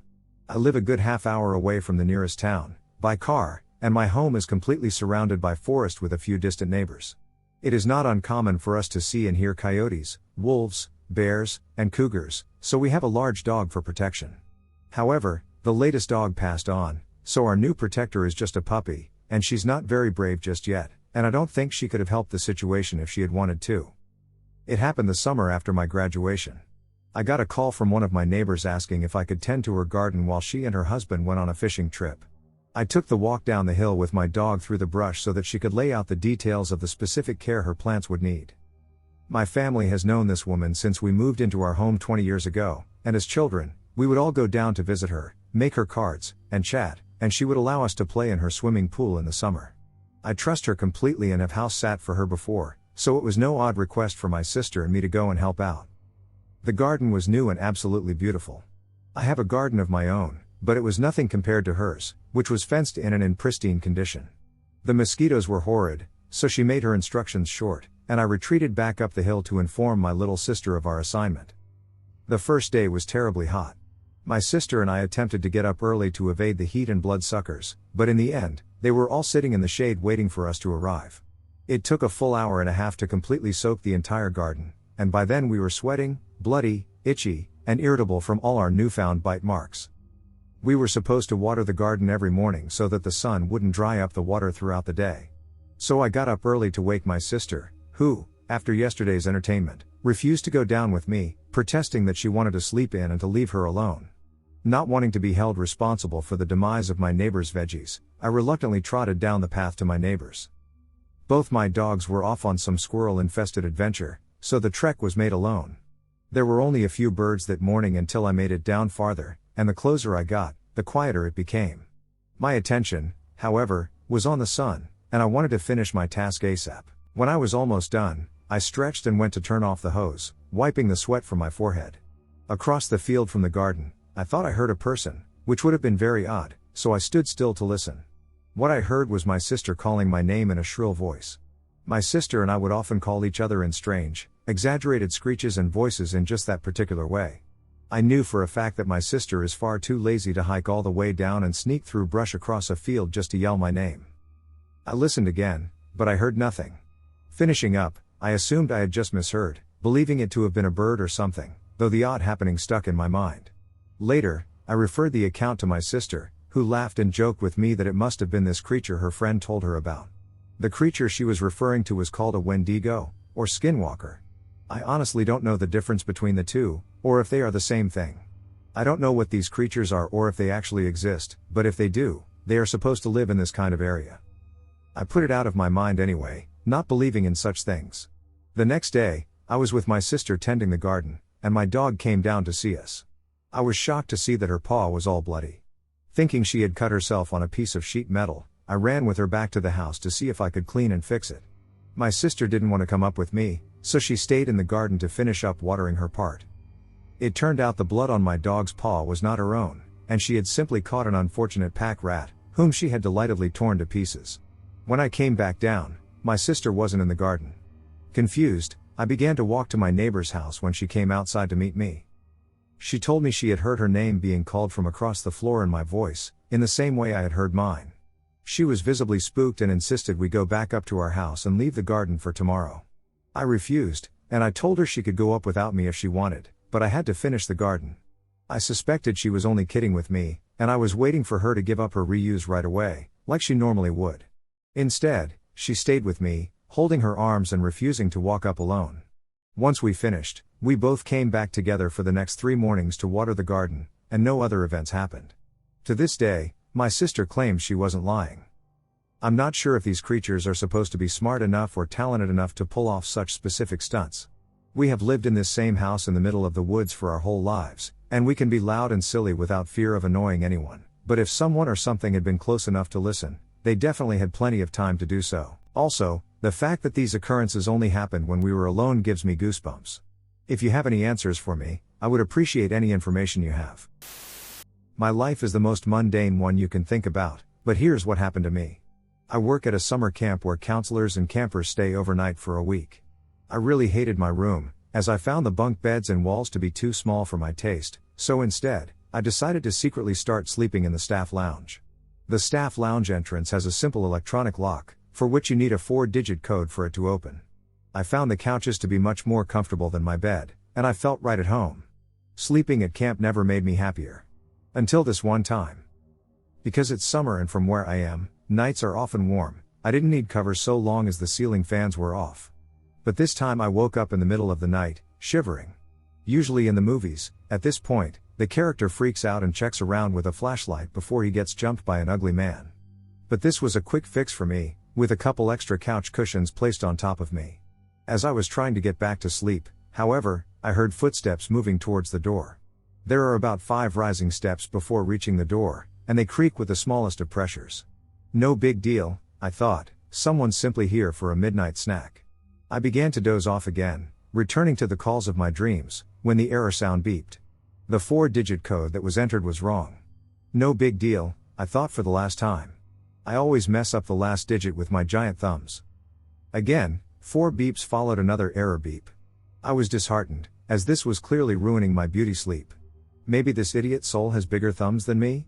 I got up slightly and opened my mouth to call out the password when I froze at the sound of another error beep. All of us counselors have it memorized since we go up here all the time to access our laptops and the kitchen, and campers are all heavily supervised at night with our night duty. So who was it that was trying to get in? I listened keenly to perhaps hear any identifying clues about whoever was just outside the door. With the 5th attempt, the stranger seemed to have given up, as footsteps began to descend from the door. But the way it happened was far from relieving. Listening intently, I could even hear my heart pound against my rib cage. I never heard a single breath, nor did I hear the way that carpet scrunches when you pivot to turn down the stairs. The hallway was not big enough, meaning the stranger went straight back down from where he came from, in pitch darkness, backwards. The truly scariest part of my night, I swear on my life, was when I could no longer hear the footsteps. I heard a small voice, tiny but nevertheless unlikely to belong to a real child, that rose slowly from the base of the steps to my couch. Boo! Not 2 seconds later, the loudest bang erupted from a nearby wall, making me literally let out a little piss and scream like I had never gone through puberty. No doors were ever opened, and no doors were ever closed. The stranger should still be in the building. So I sat vigilantly with vacant eyes and hypersensitive ears until the break of dawn. So, there's this place called Ankeny Wildlife Refuge. It's a huge and beautiful place to enjoy nature. There's a million different places to drive or walk to with viewpoints and whatnot. It's not creepy at all, besides the fact that a dude committed suicide there a couple years ago. But that's not what this is about. The first half of my story took place prior to the suicide. One night, me and my two friends, males, were female. We decided we wanted to go out to Ankeny to see the salmon ladders. This did not seem scary or sketchy to me at all. This location is out in the middle of nowhere, with nothing to be scared of besides wildlife. You have to park a little ways away, maybe a 5 to 10 minute walk. You then go up a path, past a gate, through the blackberry bushes, over the train tracks, and down the pathway lined with more blackberry bushes to the salmon ladders. This takes maybe 20 minutes. Very peaceful spot with running water going through, around, up, and over huge cement blocks. So we're sitting in the grass enjoying the night sky, and a blunt, when my friend says someone's here, and he says it so cool and casual. I immediately freaked out, not loudly, because we were very quiet and it was very dark, so even if there was someone, I didn't want them to be able to spot us easily. I basically say, "Are you ducking joking? Because if there is someone out here with us, I want to leave ASAP. Not trying to get murdered out in the middle of nowhere." He replies, saying he can hear someone walking around. I then figure it's most likely an animal, but I'm freaked out nonetheless. I say I really want to leave, I cannot hear anything at this point, but trust my friend, so we get up to go. As we're walking away, it becomes audible to me. Definitely footsteps. We stop. It stops.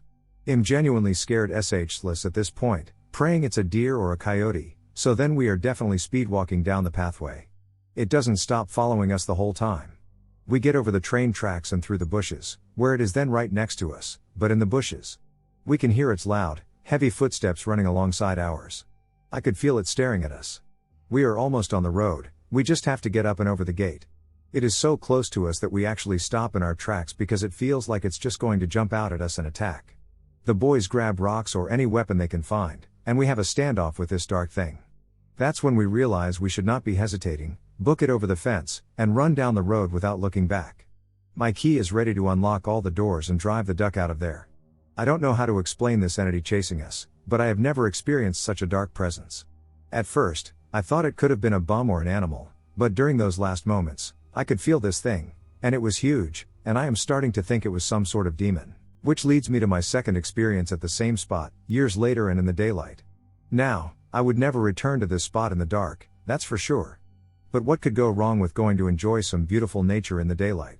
My boyfriend and I decided to head down there for some fresh air.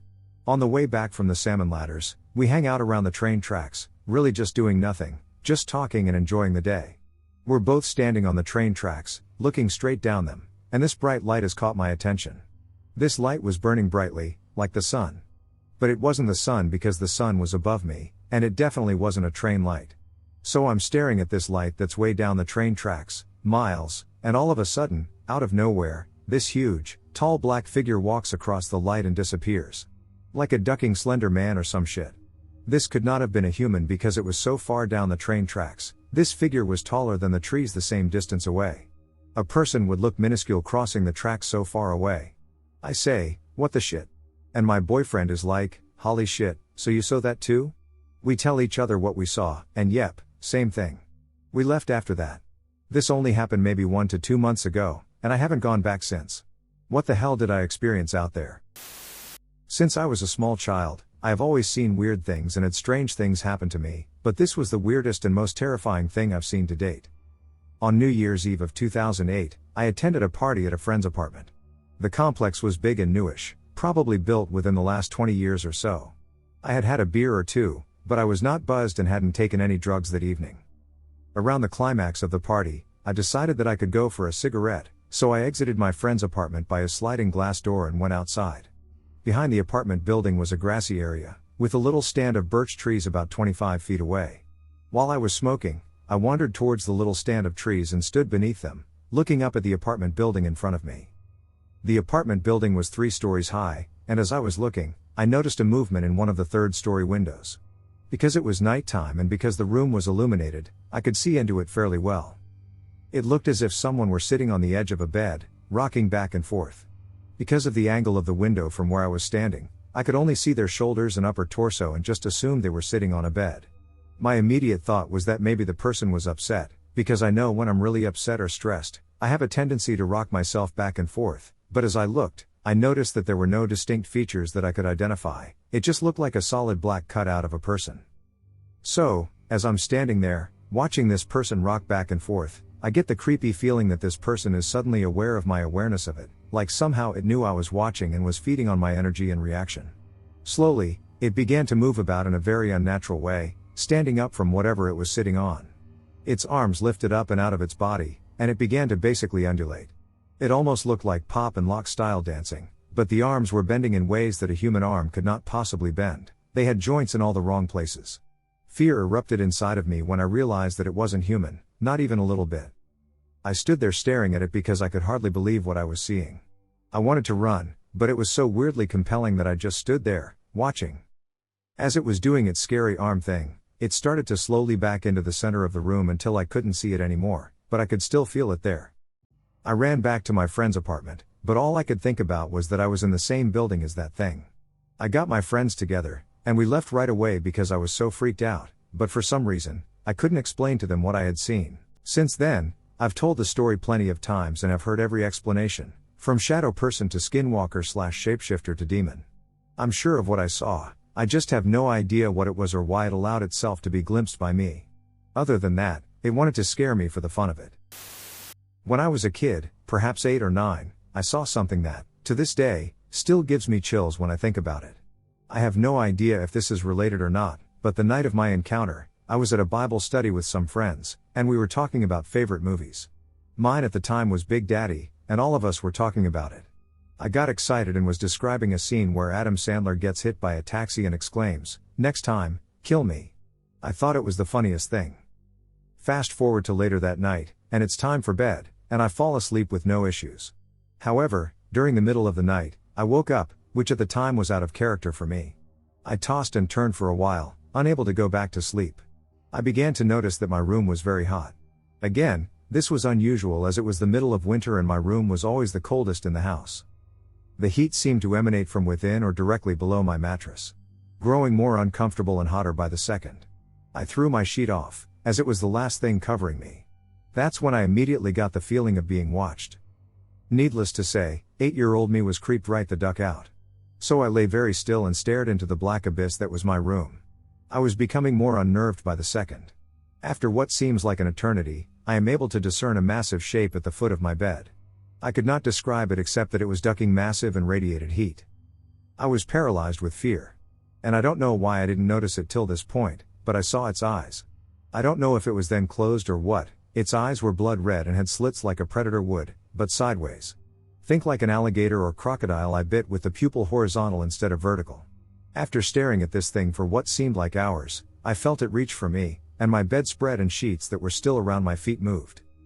At this point, I decided I had enough and banged on my wall and screamed bloody murder. A few seconds later, my dad burst in with a baseball bat and turned the light on. As he did, I watched it vanish into thin air. I went to my parents' room and described what I saw. I didn't sleep at all that night. They told me it was a nightmare and that I had imagined it. I know what I saw, and it was malevolent. I never talk about this, but why not? I live in an old Roman town just outside of London, UK. During a house party at around midnight, me and a friend decided to duck out and take a walk around the cathedral, which was built in 1077. We go there sometimes because the masonry is really impressive, it's quiet at night, and we like to try and read the oldest gravestones. It's super eerie, too, obviously. Now, I don't believe in ghosts. I'm incredibly skeptical and wouldn't even say I am interested in the paranormal, but what we both saw on the Abbey grounds was truly bizarre. As we left the graveyard, we got onto a path that cuts along the grounds of the Abbey. The moon lit the grounds very well, which are nicely kept, hilly, and fun to roll down in the summer. We decided to go off the lit path and over to an old tree to sit under it and look at the stained glass window before going back to the party. But as we started walking on the grass, we saw a figure shuffling less than 80 yards away, near the opening to a dark wooded area. That doesn't sound too weird, but after a few seconds of clocking this figure, we both looked at each other. This person was a woman wearing a bonnet and a large dress or apron. She was literally in period peasant clothing. She had this weird gliding shuffle, and to make it even more strange, there were small farm animals around her feet walking with her, piglets and chickens. My friend said, "What the duck?" I started laughing because I thought it was just a really eccentric woman in period clothing giving her pigs and chickens a midnight walk. We then started to run over to her as she walked under an old street light they used to illuminate part of a footpath, but by the time we got to her, She wasn't there. I thought maybe she entered the wooded area, but there was no sound. She was heading to a long, well-lit lane that led onto the street again, but we looked right down it, and she wasn't there. She jetted off incredibly quickly. This didn't actually scare us. We were just utterly baffled by the whole experience. We kept trying to figure it out on the walk back, but we were still left pretty perplexed. We told our friends at the party, and they obviously didn't believe us. To this day, we never really talk about it, but about once a year, the friend I was with asks, "Do you remember that weird pig lady?" As a result, I know he still thinks about it from time to time. A year later, I was watching a BBC documentary about the cathedral we were at, and the presenter mentioned that the monks used to allow the peasants to use the grounds as farmland. Kinda creepy. I also got talking to an old man in a pub next door to the Abbey a few years on, the oldest pub in Britain, built in 793 AD and has tunnels leading to the Abbey. Anyway, I told this old guy the story after we were talking about its history, and he said that his dad was the Abbey's warden during World War II and had to guard it inside at night.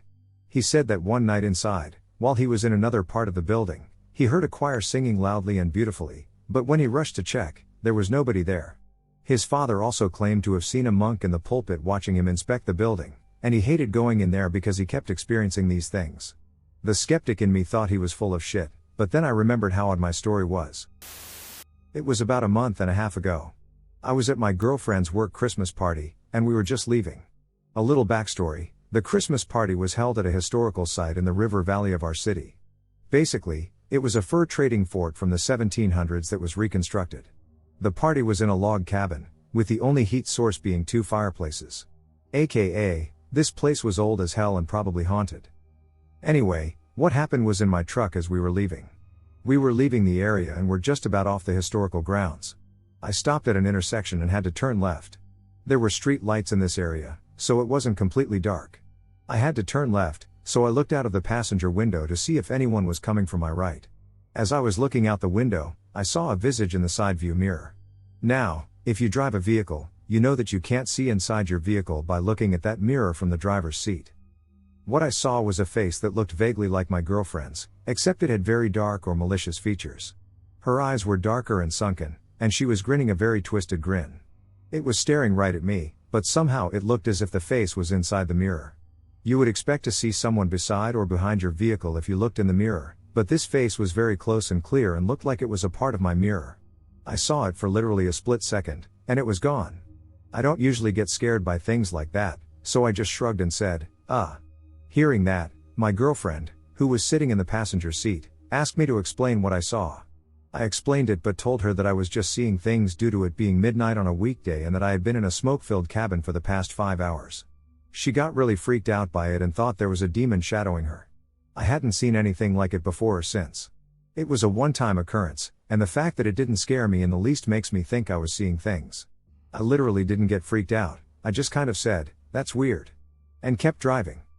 Anyway, that's my story. Take it as you'd like, feel free to comment on what you think. Back when I was in high school, there was a wooded area north of us nicknamed Salem's Lot that was widely believed to be haunted.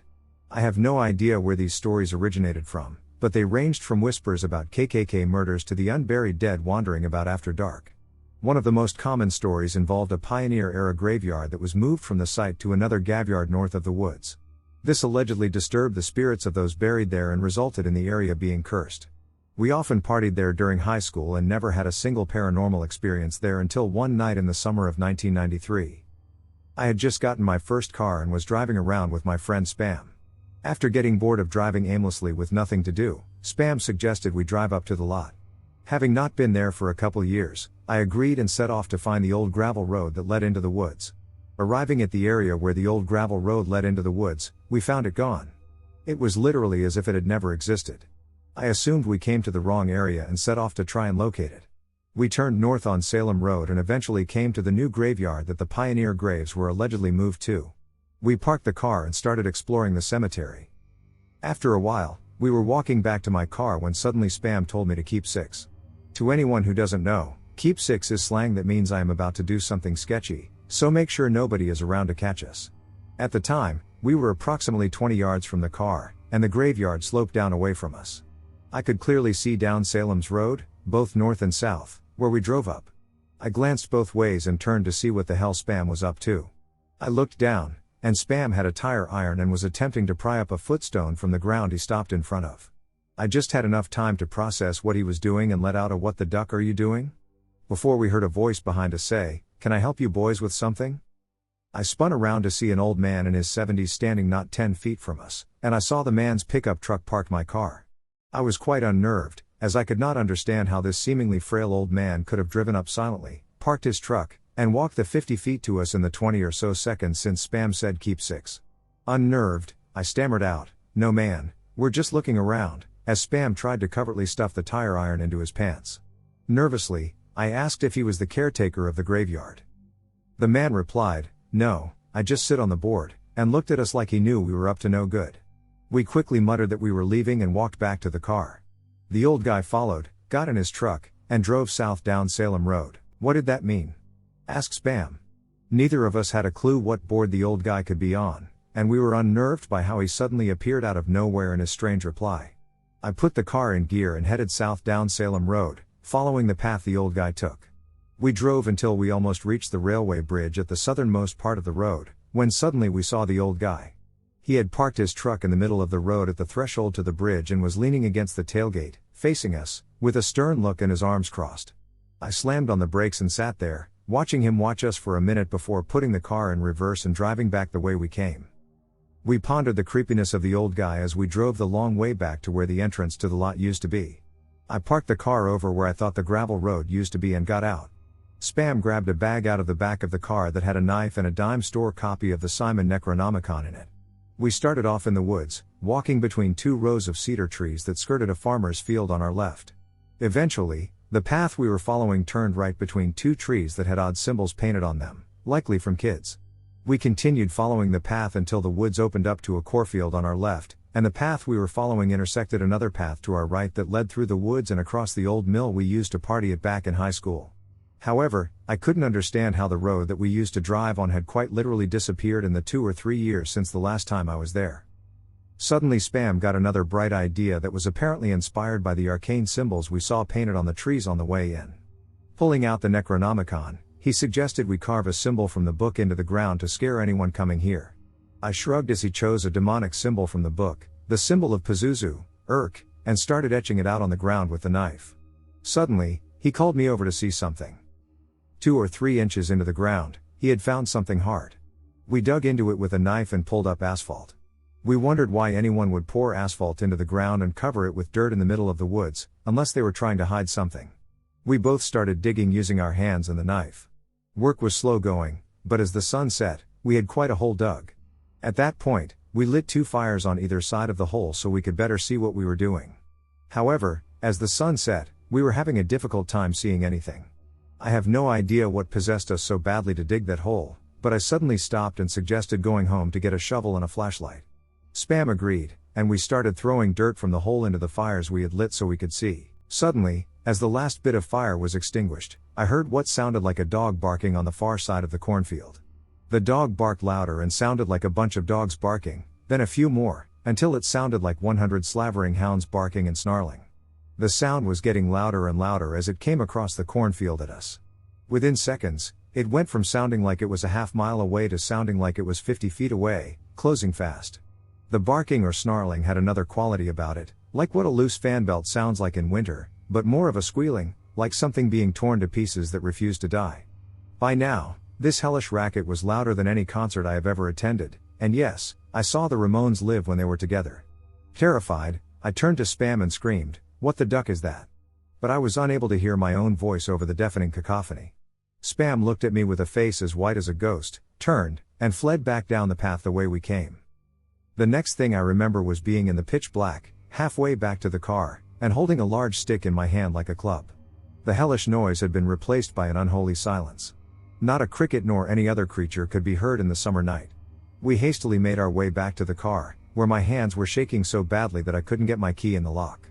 When I opened the door, I unlocked Spam's door, started the car, and flipped the headlight switch. Nothing happened. For whatever reason, the headlights simply didn't work. I put the car in drive and floored it out of there anyway. After we got about 50 yards down the road, the headlights came on by themselves. I drove for about 20 minutes, pulled the car over, and asked Spam, "What the hell just happened?" We never did find out what came after us that night, and truth be told, I never really want to. That night changed my perception of what is real and make-believe in this world and shook the very foundation of my belief system. You can choose to disbelieve my account, but I know what I experienced in the lot that night, and it was not some junkyard dog or random coyote pack. Backstory: my family that lives down south doesn't get to see me very often. There were two brothers, C and G. They were identical twins, both about 7 tall, lanky dudes with bright white hair from a pretty young age. Anyway, a handful of years ago, C died. G lives in a little house now with his wife, their daughter, and her daughter. C died before the little granddaughter was born, and she hadn't been told that her pawpaw had a brother. Anyway, I went to visit them a few years ago. The granddaughter was between 2 and 3 at the time. I got to hear the story of Scary Pawpaw. A few months prior to my visit, the little girl had changed her drawings of Pawpaw to have big red eyes and a big jagged grin. After this became a trend, they asked her why Pawpaw looked different. She told them, as clearly as a 2-year-old could, that it was Scary Pawpaw. She told them he came into her room at night, woke her up sometimes, and would tell her funny stories to make her laugh. She had been caught a few times sitting up in the middle of the night, giggling. This went on for a few weeks before her mother, G's daughter, was taking pictures of herself in the family room with their digital camera. When she opened them up on the computer, one of them had the distinct shape of a very tall man behind her, with no telling features except for the shock of white hair on the head. I got to see the picture while I was there, and it terrified me. The drawings continue apparently, and occasionally the little girl will say hi Pawpaw when no one else is around and talk to him. Being someone who doesn't believe in ghosts or supernatural things like this, hearing it from my family, seeing the pictures, and hearing the little girl tell it gave me goosebumps. Being in that house is hard for me now, and thinking about it gives me chills. I was maybe around 5 or 6 and was in the backyard of the father of my aunt's husband. I was with a cousin a year younger than me and 3 older boys, brothers, not older than 12. This was a long and narrow backyard, with a lot of trees, bananas, mangoes, coffee, and chickens too. We started playing. Then these kids appeared from the backyard, approaching us. I didn't quite know what it was, but there was something just off about them. Their clothes seemed out of place, like they were from a different time. I remember asking one of the boys if they knew them. He said no and looked a bit confused. The backyard was surrounded by several feet of concrete wall to keep thieves out. The eldest boy asked them several times who they were and how they got there, but they didn't answer. They didn't talk at all. They were just there, looking at us. In our innocence, we invited them to play with us. I remember that I suddenly had this urge to look away from those kids, to look over my shoulder behind me. I remember a part of me didn't want to take my line of sight off them because it kind of felt like they wanted me to look away, but the pull overcame me, and I decided I would look real quick. As I did, I noticed we were all looking away, and just then I heard one of the boys yell, "Where did they go?" We all looked back, and those strange kids were gone. Just poof. I remember feeling mine ducked. They were there a mere second ago, and we would have heard or seen them leave. Another boy yelled ghosts. And the boys started to run, yelling back to the house. I wanted to stay and figure out what happened, but my cousin was too scared and wanted to go back, and I didn't want to be there alone, so we ran back as fast as we could, following the boys. We reached the house, talking over each other and squeezing through the back door. An adult relative of the boys was nearby and asked what happened. Of course, she didn't believe us and brushed it off. After a while, we mustered up the courage to go back out and try to make sense of what happened. We searched the entire yard, looking for the kids, and walked the perimeter looking for a way they could have come in from. The sides of the yard were against neighboring homes, so that was out of the question. The rear of the yard was against an empty lot. The older boy, who was about the tallest of the strange kids, tried climbing over that wall by himself and couldn't. He later tried with the help of his brother but couldn't either. We found a ladder, and he looked over the wall and said it was completely overgrown with no sign of disturbance. Me being me, I wanted to see with my own eyes, and yes, sure enough. I remember we just hung around the rear for a bit after the adrenaline wore off, talking about what happened and trying to make sense of it. To this day, I can't find a logical explanation for this event. Me and my friends have been dying to get this story out to someone for a while now, so here it goes. Me and my 2 friends have been obsessed with the paranormal, conspiracy theories, etc. for a while now, and we even made makeshift Ouija boards. Yes, a terrible idea, until we could get real ones. Then my guy friend comes into contact with a benevolent spirit who enjoys talking to us. However, seemed to hint that something wasn't right, so we decided to find out.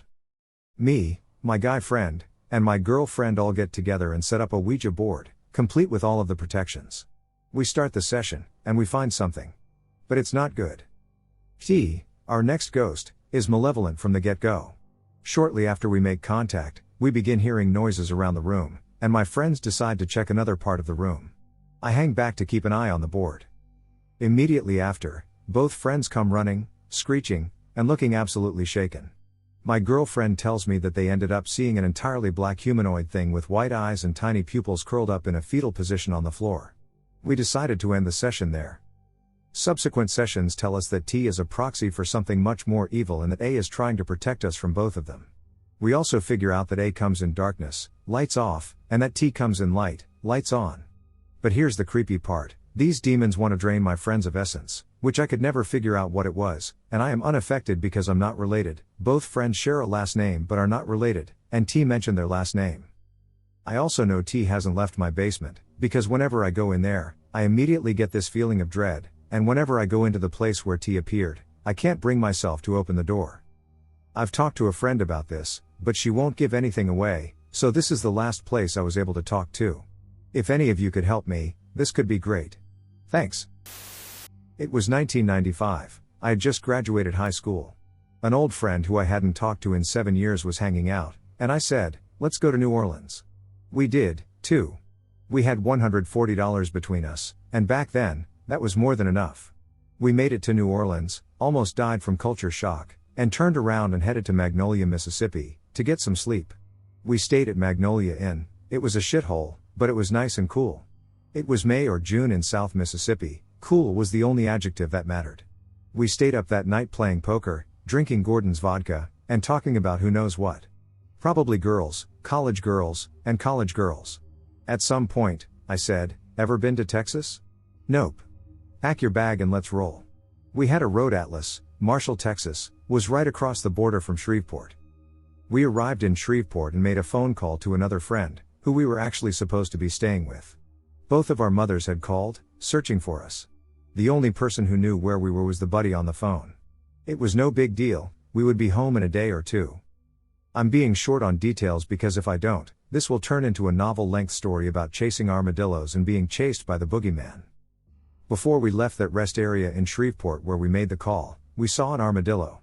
Let me tell you something about armadillos, those bastards will hiss, jump, and turn into Tasmanian devils if you corner them. They also carry leprosy. We were 18, we chased that armadillo around for an hour. Now let me tell you about Shreveport. I don't know how it is now, but in the summer of 1995, it looked and smelled like a place where oil and metal went to die. It was dirty. It was a SHT hole. We crossed a bridge and saw people fishing 100 yards from where a drainage pipe from a factory was spewing waste upriver from the fishermen. The locals reminded me of the locals in Adamsville, bald-headed women and cross-eyed men. There were a lot of bald-headed, cross-eyed kids. I'm sorry, but it was a Rob Zombie movie come to life. I felt like I was going to be messed up because I had a full head of hair and could see straight. The best part of Shreveport was an armadillo that might possibly have leprosy. Marshall, Texas, was 40 miles away. We carried on. Marshall was a decent little town. Home of the Fire Ant Festival. We stopped at a little barbecue joint and had a Coke, a Smile, and some pulled pork. It was getting late, and the sun was setting. We looked at the map and decided to backtrack a bit and head up rural Route 43, through Karnak, and past Caddo Lake. We would eventually run into Highway 59, head to Texarkana, and then return home. When we left the barbecue joint and headed towards 43, it was dusk. Highway 43 wasn't well lit. It was almost as dark as Natchez Trace Parkway. I've got a good story about using a pair of pantyhose as a fan belt for an old diesel Mercedes. Do not ever get stuck on the trace after dark. My friend was driving, and we were doing about 45 miles per hour. Any faster would have been reckless, even for a couple of 18-year-old dumbasses. This road was kind of like Christmasville Road. The locals reading this will know what I mean. The non-locals just have to use your imagination. It was dark, winding, and full of hills that ended in curves. There were beady and glowing eyes on both sides of the road. You could hear the crickets and the bullfrogs over the sound of the wind rushing by that old Sentra. It was peaceful and creepy at the same time. The humidity was a real thing, tangible. The air was thick. It smelled like pastures, hay, and swamps. We drove for what seemed like hours. It was after midnight, and I saw a sign that informed me that Bivens was the next town of any size. I was hypnotized by the yellow lines on the road, We hadn't seen another car in at least an hour. I rolled the window down and lit a cigarette. There was music coming from the radio and the tape player. It was either Tupac or Bob Seger. I smoked my cigarette, absent-mindedly flicking ashes out of the window. I took one last puff and flicked the caramel white off into the woods. Then I saw it. I never looked to my right, I didn't even kind of peek to the right. Maybe I did a little when I flicked the cigarette away. I don't know. What I do know is that in my periphery, there was something running alongside the car. It was just behind my window, behind where the edge of the door ends and before where the back window begins. I looked over at the speedometer at 40 miles per hour. I looked at my friend, he was looking straight ahead. I looked straight ahead. I could still see it. I could see one huge arm, matted hair, reddish brown, sticky looking, and primal. I eased my right hand over and rolled up my window. My friend was still looking straight ahead, his jaw was clenched, and he put both hands on the wheel. He sped up. No words were said. I looked straight ahead, and still out of my periphery, I could see that arm moving, muscles and tendons visibly rippling beneath that matted hair. As the car gained a little speed, the thing running alongside us lost pace slightly. I then saw the hand on the end of that nightmarish arm. The hand was clenched into a fist the size of a cantaloupe, a big cantaloupe. It was covered in the same hair but slightly darker around the fingers, like it was stained with something. Suddenly the hand unclenched, and then I saw the claws, black as this damned night after midnight in Texas. Those claws were at least 2 inches long and sharp, like those of an animal. This wasn't a hand so much as it was the killing paw and claws of some beast whose only purpose was to kill and eat. I looked back at my friend. I looked at the speedometer at 50 miles per hour. I looked straight ahead, it was still there. I lit another cigarette, didn't roll the window down, and simply said, "Shit." The music had stopped. I finally broke the silence and said, "Hey, do you?" And before I could finish, my buddy said, "I see it, I've been seeing it. I can't even see you, but I can see whatever the hell that shit is." "How much do you see?" "More than I want to." "Speed up, John, just speed up. It can't keep up forever." I looked over. At 55 miles per hour, whatever was chasing us was silently starting to lag behind. I finally looked to my right, just a bit. Imagine the scary part of the movie where you put your hands in front of your face but still peek through. In 37 years, I have 2 regrets. One is picking up that first cigarette, and the other is looking to my right that night. This beast was huge, its chest was above the top of the car, and all I could see was that matted reddish brown hair. Then it bent forward as it ran. I saw the face of this thing, and all reality stopped. We were no longer driving down some country road in Texas. We were now trying to escape from the depths of a monster-inhabited hell. This thing I face is beyond my power to describe. It was evil. The eyes were black, and the pupils were red. It flashed its teeth at me in a snarl, yellow and huge. Saliva dripped from its mouth. It opened its eyes wide, and it looked hungry and pissed off. Then it opened its mouth, and the skin pulled back until all you could see were black gums and yellow teeth. Immediately, I could feel the car accelerate. "Ducking hell, John, just go." I prayed. I cussed. I lit a cigarette. Then, like sunshine breaking through the clouds, the road straightened out. "Don't you slow down?" We drove through Bivens and then to Texarkana. Then we drove home. We never said a word. It was years later, 11 to be exact, before we ever even talked about it again, and we didn't talk about it much. He said he'd never told anyone, and I hadn't either. I told the story a few years ago for the first time while I was parked out on a gravel road, doing the things you do when you're parked out on a gravel road with a good-looking woman. I told it a year or so ago to a couple of kids who wanted to hear a scary story while they sat around a campfire. They didn't sleep for a day or two, but they asked me a dozen more times to tell them the story. I never told anyone until now that I saw its face. I've been scared for my life exactly 2 times. I was once on that road, and I was once looking at a grizzly bear in front of me with a terminal velocity-inducing drop to the side of me.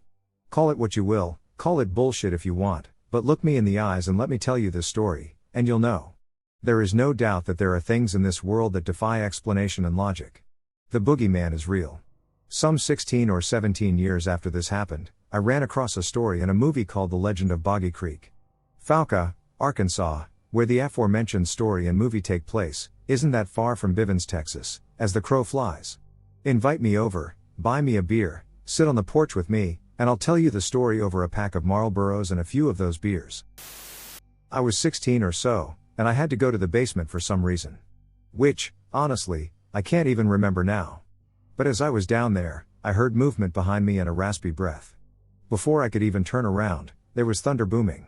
The entire basement seemed to shake. I honestly thought the house was coming down on my head. Crashing, banging, and booming. It truly was deafening. I will never be able to get across the feeling. I could feel this thing, this whatever, all around me. I have no shame, I turned and ran. As fast as I could. I dashed up the stairs and out the door to the back patio. I hung onto the knob. Not daring to let it go. I stood staring, my eyes never leaving the door. I was waiting for someone to pull the curtain back and peer at me through the glass. I'm sure it was seconds, but it felt like forever. My knuckles are white on the knob. Nothing happened. I fished the keys out one-handed and locked the door. Only then letting go, stepping back, and looking at the house. I wondered if the roof caved or if a drunk driver crashed into the house. I walked around the house before coming back in. Shaken. And this is where it gets kind of good. My dad was immediately like, "What did you do?" And it turns out my dad, mom, and sister all heard the banging, but from their side, they said it sounded like it was coming from the basement. From my side, it sounded like it was coming from above me. At this time, my dad was still insisting that we were all crazy and there was nothing in the house. He would eventually admit that he had seen, felt, and heard things in the house. This incident was, in fact, the turning point, so he said it was nothing. I had scared myself and knocked over a workbench or something. That meant I had to go down and clean it up. I flatly refused. My dad grumbled but went down to clean up my mess. He was gone for several minutes. I told my mom and sister about what happened in the basement. When he returned, we all looked at him expectantly. I said, "So what fell?" He looked pretty sheepish and muttered, "Nothing. Everything was just where it was supposed to be." All that horrible noise we all heard, and nothing was out of place. It was a while before I went back to the basement. The experience honestly scared me. So I saw a dude at Evolve one night in the Pine Barrens of NJ. It was around 11:30, and Wawas are open 24 hours a day. Walking in, I noticed that 3 employees behind the deli were huddled up and talking about something. I went to order my hoagie and heard one of them say, "I've never seen that one," and another say, "He's not like the other ones." I assume they're talking about a local drunk or maybe one of the reclusive drug addicts. I'm sure they've seen some shit down here in the Pines, especially a Wawa in the middle of the night, which is quite the place for out-of-this-world encounters, if you know what I mean. If you don't know what Wawa is, think of a 7 to 11 with a good, not great, but good deli. You order your food on a touch screen now, but you used to have to ask for your hoagie, and they'd write it down. I couldn't even imagine them doing that now. You couldn't even believe how many customers they get a day. But not at this particular store, we're a little off the beaten path. Curious, I ask if they're okay, and they say, "Yeah, did you see a guy out there? Well, be careful when you go back out." We don't know what was wrong with him, he seems angry. He came in, got a 24-ounce cup of hot water from the machine, and left. WTF, I think. I mean, it's weird, but who knows? He might have his own blend of chamomile and meth tea he's going to steep. Lol. I've seen a lot of shit-working construction nights in Philadelphia, New Jersey, and New York, and seen some characters that I've wondered if they're even humans. This was not dealing with the heavy traffic of the unique characters all night, like the stores higher north in Jersey and Philadelphia. They're probably a little more sensitive to the occasional mentally distraught that wanders in, so I tell them if he's still hanging around the parking lot or anything. When one of you gets off your shift, don't walk out in the parking lot alone, bring someone with you. If you have to, maybe they can scare him away. They reply, "I know, but he didn't do anything to us. But he just looked off is all, we don't recognize him." Okay. I get my Italian hoagie, lettuce, onion, jalapeno, toasted to melt provolone cheese, oil, vinegar, and pepper. Those ladies whip it up before I can even make my coffee and pay for my order, but as I'm walking up to the counter to pay, I see a man standing out front near the trash cans. Yup, the signature spot for every old man, bum, or biker that's in no hurry to go anywhere. All they want to do is enjoy their New Jersey delicacies, cigarettes and coffee. He's doing these super quick head turns like he sees something flying past him. Maybe he looks tweaked out. Thinking great, a poor junkie is wired and looking to get some change or a ride somewhere. I feel bad seeing people like that, it's truly sad. A random drifter, this isn't common in the deep south of Jersey. Nothing is really within walking or bike riding distance. There aren't enough people to have any real success in panhandling. Also, the police in this town, there are state troopers. You never know when they might breeze through their sneaky. So I got an idea he's going to ask me for some money or a ride, or both when I go out, so I get a $5 bill ready, and I plan on telling him, you know you better get out of here. I saw a state boy about a half hour ago patrolling around, and you don't need to be here when he stops in for his donut dinner, only because I don't like the idea of him making the employees uneasy, so I'll try my best to get him gone. Well, I pay, grab my sandwich, put it in my bag, and shoulder the door open, careful not to spill my sweet coffee. I take a little glance at him as the cold air smacks me in the face. His clothes had to have been from the 1990s. I hadn't seen a pair of classic blue Wranglers like this in a long, long time. Also a long, almost trench coat that was worn but looked oddly nice, maybe leather, but not typical leather. It was very weird looking but pretty damn nice at the same time. I still wonder to this day, did that man make the coat himself? I don't know why I think this, but it just didn't look like it would have ever been for sale in any store I've ever been to. It looked custom, I guess you could say. He doesn't even glance at me. It's very odd, he must be really ducked up and didn't notice me, or he was planning something else and didn't want me to get a good look at his face. I didn't get a good look, but suddenly he ducking twisted his head in the oddest way I've ever seen. I couldn't even mimic it if I tried, I'm not sure any human could. It's like he looked straight at me as if he were following something else and I didn't even exist. This was the last second, and I was already off the curb. I definitely didn't want to turn around and get his attention. Okay, I'll admit he made me nervous. Alright, now he might be a little dangerous, I think. He doesn't ask for money, so I don't want to offer it to him. I just went to sit in my van and watch this fella for a few minutes. I look down to open my hoagie, and from the corner of my eye, I see him do a rapid movement with maybe his arm. Like he reached up, now I'm watching him again, and he's chewing manically, like a cat or dog chews something that's large, or like how you chew hot food sometimes with his head tilted back, like what he was eating might fly out of his mouth. Wait, he was snapping his head back and forth, like he was watching something that was moving or flying very fast. A moth or a beetle. Wait, no freaking way, this man just caught a bug and ate it. No freaking way, I have to see this for myself. He finishes chewing, and now he starts snapping his head back and forth, like something's caught his eye again, so I wait. Maybe sleep deprivation. I mean, I was tired, but not any more tired than I usually am. But suddenly, what I watch this ducking thing do blows my mind, and I know for a fact that I see him do this part. He catches a bug, and not with his hands, he jumped up and caught it with his freaking mouth. The thing that made my ducking blood turn cold and the reason I mentioned maybe being tired and not seeing hints right wasn't the fact I just watched him catch a bug with his mouth, and like I said, I know I saw that right. I saw this thing's neck extended like a snapping turtle, I mean, like his neck extended an extra foot or more out. It was so terrifying that I froze for a couple seconds before I could fire up my van and leave. He must have forgotten about me because, as my van roared to life, he, yup, you guessed it, snapped his neck at me with these black eyes. I can't describe him as anything other than an absolute predator. Selfishly, I needed to get out of that parking lot, forgetting about trying to get him to leave. I felt an urgency to leave. I knew he would walk straight over to my window if he had a chance. So, keeping my eyes on him as I pull out, I even go out the wrong exit just because I want to stay as far away from it as I can. I could have swore on everything I watched. It opened its mouth a little bit because he was still slowly chewing this bug up since I must have interrupted its dinner of bugs and steaming hot water. Its mouth is slightly open. I see a set of teeth like the ones you see on the Discovery Channel of those tribes who sharpen their teeth. They were the pointiest teeth, exactly like Jeepers and Creepers. I know I might have been imaging the teeth due to my horror after witnessing what I just have, but I know one thing for sure, and that is that this man caught some kind of bug straight out of the air with his extended-looking neck, and he is eating them like they're popcorn. This thing is not to be ducked with. I have the urge to call 911, but I don't, and nothing bad ever happened. I probably should have, even though I had no real crime to report. I might have just told them a creepy guy was outside. If you have someone close by, maybe have them swing and throw. It wasn't an emergency, and I couldn't tell them what I saw because they might have come searching for me to lock me in the cuckoo nest. I still look for this man. It's a small town, and you will see the same people daily, and we don't get many people wandering throughout town being it don't have much and is super far away from any real stores, malls, trains, or buses, but still, I've never seen it again.